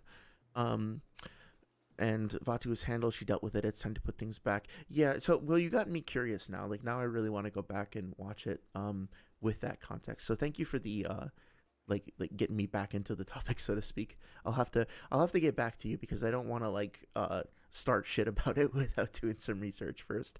But yeah, I appreciate that you have like a very passionate take on it too. Ruan says the video is from Abstract. Yeah, I like Abstract. I've hung out on his streams a few times. He's a good guy. It's called The Truth Behind Naruto's Durability Exposed. I'd love to see your opinion sometime. I like his arguments. Yeah, Abstract has always been like very cool to interact with on stream. I've definitely appreciated his approach to topics. He's more than happy, I think, to acknowledge when like, if somebody comes at him with a dissenting opinion. For my experience, he like hears them out. He doesn't always agree, but sometimes he'll change his mind. I know, a shocking concept, right? That like, we can actually change our minds. But yeah, I will definitely check it out. I've liked his stuff, so thank you for the recommendation there. um I like my Joker analogy, sorry. How about No says, assuming all equals kunai results in some weirdness here and there by default, I'd more just so assume they're using that metal. That can channel chakra and depends on the user. Oh, like Asama's like chakra blade things, just to be safe, but that's me. Yeah, that's not unreasonable or anything. So I think that makes a lot of sense. Um, it also does seem like there are. I think it's actually specified in the fan books that I remember looking into this a while ago when I was looking up paper bombs, and the fan books and data books don't actually say much about them. I'll have to go look at my copy of the first fan book to see if I can find more info, but I think it says something like, these are standard issue mass produced ninja tools useful in a variety of situations, or something like that. Let me see. It should be like early on. I have it here. I'm flipping through it. If I can find it in like a minute or two. Nice useful map here. The fan books are really good too. The fan books have like well, I only have the first one, but the uh the tone of it is much more like upbeat and less literal. Okay, so yeah, the first official fan book here, I have the hard copy, so sorry it's not on stream, but I'm looking at page 40, and it says the actual fighting, in actual fighting, the many weapons of the shinobi, right? It's got a few different things. It says the basic shinobi weapon is the shuriken, not very deadly, but one of the fundamental ninja weapons used for direct attack and to pick off enemies.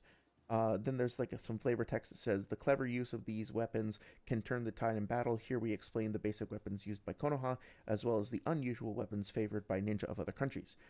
So we got an entry on kunai knives, which look a little bit different actually from how their appearances later in the series. But anyway, it just says like the shuriken, often not fatal but easy to carry and very flexible. There's an entry on caltrops, which we don't actually see caltrops used that often, but it says stops the enemy in their tracks. Scatter these at the feet of a quickly moving enemy, and you can really slow them down. Executioner's Blade says far longer than his own body. This blade is only used by Zabuza. Fuma Shuriken or Demon Wind Shuriken, a giant shuriken with four folding blades, far larger and more deadly than the average shuriken. The four blades can be folded on top of each other. And then there's one for Senbon, Iron Knuckles. So yeah, I guess there's nothing in here about them being like standardized or whatever. It's just like kind of people use these. Sometimes they work, sometimes they don't. They are sharp. Ow. Like that's basically what it says. But yeah, I actually didn't see the paper bomb entry. I'll have to go look that up. Sorry says you have to fuck up to make Ko steal your face. If your face gets stolen, you came to him. Or you deserved it. Yeah, I'll take your word for it. Again, not yawning at you. I am like probably gonna crash after this stream. I'm so fucking tired. Um, how about No says can more confidently say that paper bombs they're using them as landmines in the tuning exams, and none of the kids get seriously injured. Even those the weaker ones are still above IRL anti-tank mines. Yeah, that makes sense. And I think there's a couple instances of like Akamaru gets hit by one, or like is about to get hit by one during the Sasuke retrieval arc, and Kiba like basically tanks one to the back to protect him from it or something like that. Um, and then there's the instance where Lee saves the squirrel from getting hit by it, and he just kind of like holds it in his hand and it fizzles out. Obviously, that's not the same as like tanking the explosion or whatever, but yeah, I would assume that they don't have. I think their AP is like increased significantly if they get applied directly to the skin and they blow up like on someone. But yeah, either way, it's like some of the feats of the paper bombs aren't all that great, which is why when Kakuzu extends his hand and specifically hardens his hand to block the incoming like kunai paper bomb thing that Shikamaru throws at him, and Deidara, or not Deidara, Hidan says, Kakuzu, are you okay? And he says, I hardened my hand, so I'm fine. Like, my interpretation there is that, like, he would have gotten hurt at least a little bit if he hadn't have hardened his hand. And that's just consistent with, like, people's base durability, being capable of being harmed by paper bombs and kunai. Like, you don't even like Akatsuki members, you see them trying to avoid getting hit by them. Like, very rarely do you see them like just like eat one. Like, he's just like unhinge their jaw and just like grab the kunai in their teeth and then spit them back out or whatever, right? Like, so yeah, I think people can get hurt by weapons that are made to hurt people. Funny enough. But yeah, Ryoman says, honestly, I'm not sure if Pain can take any writing category in a comparison with Obito. Yeah, Obito takes everything except maybe monologue. Not sure what you mean, but if you're talking about like, oh, like the narrative of like their villainry, so to speak. You think Obito is like a stronger villain in terms of his oratory, in terms of like how he kind of projects and broadcasts his ideals and stuff like that. That might be the case.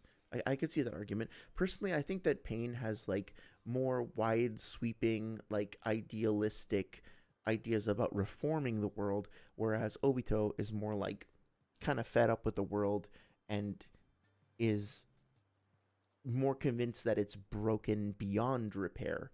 But that does kind of confuse me because Pain should be aware of Obito's philosophy. I mean, Obito literally does mention Tsuki no Me to Pain and Conan at one point. Like, it would be really weird if he didn't understand what was going to happen. So he does all this pontificating to the other Akatsuki members and to Naruto about how we're going to like bring the world to heal using pain as a mechanism. But the entire time, like, was he aware that Tsuki no Me was going to happen? So he was just lying that it, like, he never mentioned that he was going to put people into a dream or whatever. Like, it's weird. I think there's something there that I'm not quite getting. How about No says yes, written out in katakana nano size. Oh, cool. Yeah, that's really cool. Thank you for sharing. Also, a kid uses a paper bomb that's like a firecracker at one point, but then other ones are not, etc. Also in the Boruto anime. Yeah, that makes sense. I think there's also like the ones that Tobirama uses, obviously, that seem larger and they summon like a whole bunch of other ones, like the reciprocating ones, whatever they're called. So yeah, I think there's probably a variety of different ones of different magnitude, different amount of chakra invested in them. Um, Roman says the categories I mean are these: introduction, backstory. I see what you mean. Yeah, monologue, dialogue, characterization, dynamics, complexity, depth, psychology, psychological accuracy, motives, goals, worldview, and development, consistency, peaks, conclusion. I love that you that you had the categories like ready to go there. But yeah, so you're saying you would put Obito above Pain in those categories. Saria says, my entire stance is that this is how things are meant to be. Spirits aren't animals, they're as much people as you or me, which is Korra's point as an avatar being the bridge between them both. Um, that's funny because I kind of got the impression that the spirits were like, some of them were humanoid and sentient, and others were more just kind of like animals, like they ran the gamut in the way that organic life did. But again, it's a cool take. I'll have to go back and see. Um, some people use parallels, foreshadowing, and separate philosophy, ideology, self view, etc. Says Ryoman. You don't do that. I'd be curious to know why. I think those are useful things to evaluate villains on too. But yeah. Sorry says if we say, yeah, man, we need to block them from coming into our territory, it's just segregation. It's just like when non benders and benders were bumping heads in book one. Yeah, I think you're onto something. I think I get where you're coming from. You have to learn to live in harmony with your neighbor. Yep. Well, that's a big part of the I think the promise too, right? Like the promise that gets made um between Zuko and Aang, and like the intricacies about how to handle the Fire Nation colonies and like Fire Nation identity. That is a huge part of that whole story too. So it's interesting to see how that kind of incorporates. Monologue probably yeah, I think he's a better like speech giver overall. That's fair. We can't stop spirits from doing what they do because this is how they exist. We were fine beforehand, but Vatu was a threat, and after that, humans got resentful, so one put everyone in timeout. Yeah, that seems to line up. But again, I'm gonna have to kind of go back and rewatch the series, which hey, I will never complain about. I fucking love that series. He separated them, gave everyone time to cool off, and Korra said, "Okay, it's time. You can come out of your rooms. Everyone, time to play nice again." Um, I think that's a very idealistic and optimistic view. Uh, I don't remember if that's not my recollection, but again, like I need to go check it out. Rioman says, I just rarely find parallels and foreshadowing interesting. Self view is just technically a part of the worldview, since yourself is a part of the world. That's an interesting take. I do think that Kishimoto in general really likes setting up parallels between characters and like showing how the growth of one character reflects or comments on the growth of another. So it's a little ironic, I think, that you're a Naruto fan, or is it safe to say that you're a Naruto fan? Despite maybe not being as big of a fan of parallels because they're all over the place in Naruto. I mean, even like Obito as a kid paralleling Naruto's like idealism and stuff, and that how that gets corrupted, and the juxtaposition between those two characters, and their conflict being like a big part of the war arc and all that. But I guess it's possible to overdo it. So, with that all being said, I thank you very, very much for the conversation. As always, it's super interesting and stimulating, and I love sharing this stuff with you. Oh, you're not a Naruto fan at all. Okay, that puts stuff into context. So that's totally fine. It's totally fine. Um, it's actually just kind of funny, but yeah, that's totally cool. Um, I like hearing your perspective actually as somebody who isn't a fan, from that perspective as well, to contrast with like the fan base perspectives. It's good to have like a full view of the series, so to speak. But yeah, as you can probably hear, my voice is starting to crackle a little bit, starting to get a little tired, so I think I'm gonna head out, get some dinner. um, Thank you so much for the conversation. As always, it's super duper fun. We're gonna continue this next Sunday. I might be away for Valentine's related things next weekend. If I am, then we'll do this the following week. I am hoping to have a short out within the next few weeks. So stay tuned for that. More Claire Obscure Thursday. I want to see the other ending and explore that new area. I might poke into it a little bit just to kind of level up, because I do want to try those bosses. And man, like I'm just making no progress on the duelists last time, so we'll see. But in the meantime, I hope you have a great rest of your weekend and a